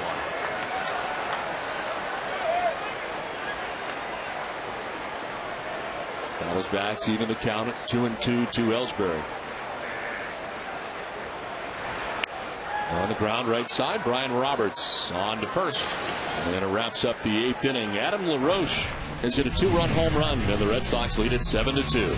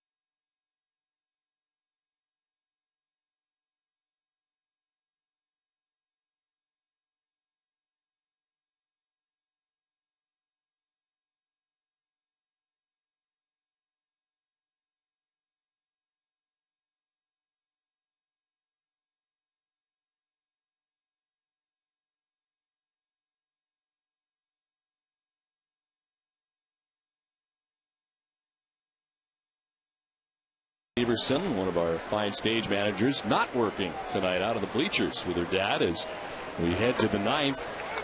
It is 7-2 Red Sox on top. And the new Boston pitcher is Ramon Ramirez into his 40th game of the year. 5-3 record, 2.27 ERA. Daniel Bard goes 2/3 of an inning in relief of John Lester. And he retired both batters he faced. Don, is that a measure of your affection for your stage managers that they sit out in the bleachers? How about that? Pitches inside. We have great stage managers. Megan Severson, of course, Christina Conley, two very good stage managers. We had nothing to do with the tickets that they were afforded out there in the bleachers. Yeah, try telling that to them. You know how hard tickets are to come by here at Fenway Park, but sold out since 2003. This is line to right and over. Here's J.D. Drew to make the play. Wieters will stop at first base. And a leadoff single for Wieters to begin the ninth. And again, it's easy to see, Don, why the comparisons to Joe Mauer are made with this guy. You know, he's got a terrific swing. Ramirez leads that pitch up, and Wieters whacks it into right field for a leadoff single. As we see on the NESN replay.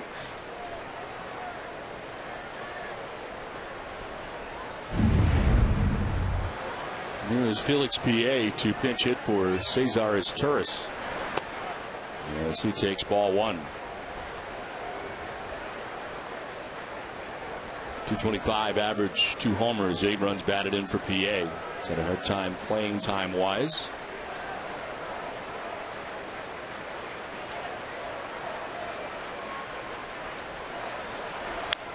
Fouls it off himself, and it's 1-1. I mean, I probably have to check it with Terry Francona, but it strikes me that this is a measure of how protective they are of Daniel Bard, that he doesn't finish off this game. He just gets the 2 outs in the 8th and sits down. And I mean, with the score being what it is, you might have thought that he'd go ahead and pitch the 9th, but I'm sure Francona wants to keep him available for tomorrow.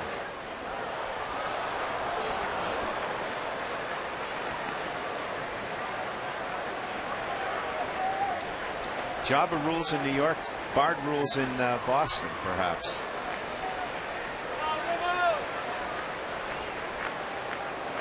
1 ball, 2 strikes to Felix P.A. And it's 2-2.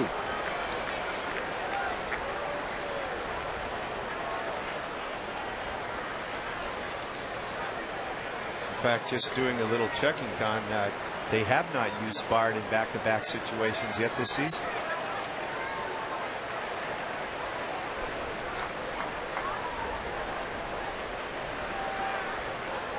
It seems the Red Sox have been very careful in dealing with all of their young arms, and really started with Papelbon a few years back.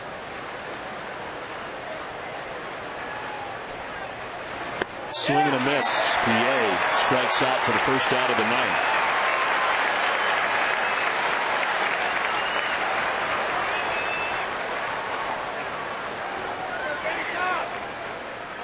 Boston Red Sox baseball and NESN is brought to you by your New England Ford dealers, Dunkin' Donuts, your New England Chrysler dealers, your Subaru dealers of New England, and by Southwest Airlines.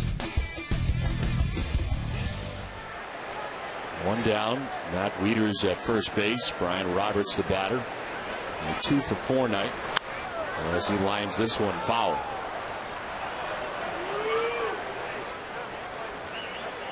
PA, the 10th strikeout of the night for the Orioles. John Lester getting 9, falling just short of his 5th 10K performance of the night. Of the season, I should say. Ramon Ramirez, who has held opponents scoreless in 8 of his last 10 appearances. Strike 2 to Brian Roberts, and it's 0-2. Lefty's hitting at just 167 against Ramon Ramirez.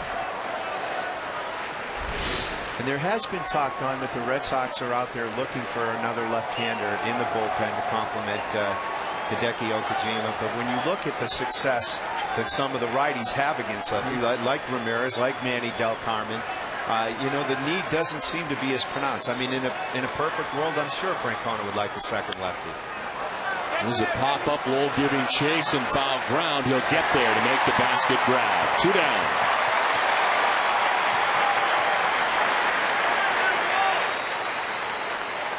Tomorrow at 12:30, Olympia Sports presents the Boston Globe's Red Sox Game Day Live with TC, Ken, Ryan, Heidi, and me. We'll preview John Smoltz's third Fenway start. We'll look back at some of the moments that made Jim Rice a Hall of Famer. Plus, number 14 himself will join us live for making his speech at Cooperstown. It's all coming up tomorrow at 12:30. It's only on NESN. 2 outs, ninth inning. Nick Markakis, the batter. He is 0 for 4 in the game tonight. He was grounded out twice, struck out twice. Strike one over the outside corner. This is working out pretty much the way the Red Sox had hoped on. Coming back home, winning, not swinging the bats in a big-time way last night, but getting the W to break the 5-game losing streak. Breaking out tonight with a 3-run home run by Ortiz and then the 2-run home run by the newcomer LaRoche. Building a little mo. A 7-run effort, banging out 10 hits. And a nice start for LaRoche.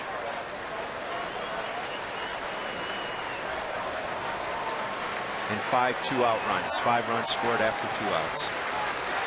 Always a good sign. 2 outs, Wieters at first. Markakis fouls it off and jars the home plate umpire Paul Nauert. Orioles down to their last strike. Ooh, right off the mask. He's thinking he's one pitch away from having had a nice night, Don. Snappy ball game and all, and gets one off the coconut.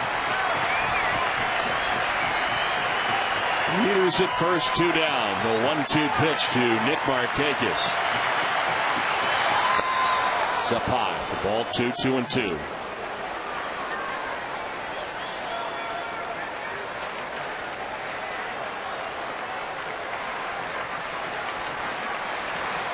The Orioles have lost 4 in a row coming in.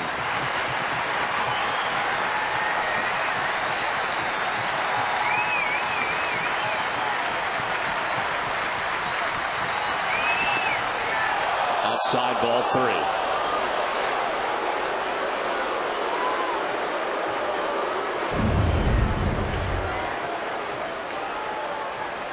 Mika Pitchon says outside, full count.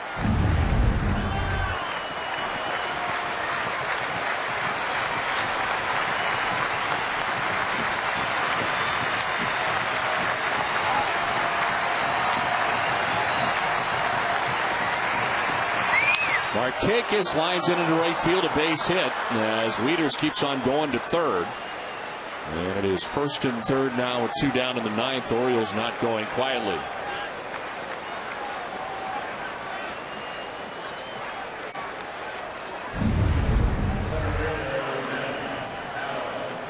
Ramirez coming with the fastball. You can see on the Amica pitch zone right over the center of the plate. And Markakis keeps the night alive for the Orioles.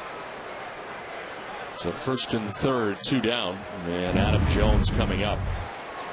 Jones had a tough night against John Lester. He struck out 3 times against Lester and grounded out. He was 0 for 4. Will try his luck against a new pitcher in Ramon Ramirez. Runner at first goes a swing and a miss for strike 1. As Markakis takes second.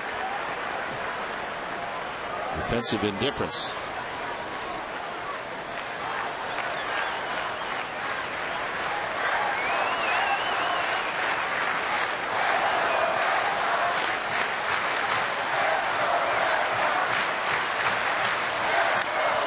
So 0-2.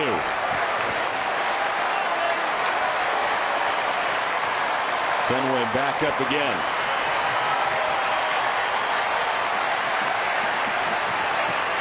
Ramon Ramirez hearing more noise on a Saturday night in Fenway in July than he heard an entire year in Kansas City last year. The owner John Henry looking on. The 0-2. Popped up foul.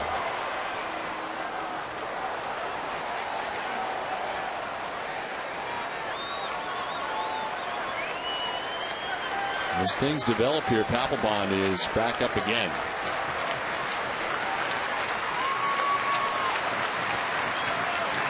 Ramirez would like to end this development right here with 2 outs in the ninth. To right field, shallow. Drew broke back, now in. Red Sox will win it. They take the first 2 games of this homestand and of this series against the Orioles. And the Red Sox continue their string against the Orioles. 11th consecutive win here at Fenway Park. And for Lester, he's now 9.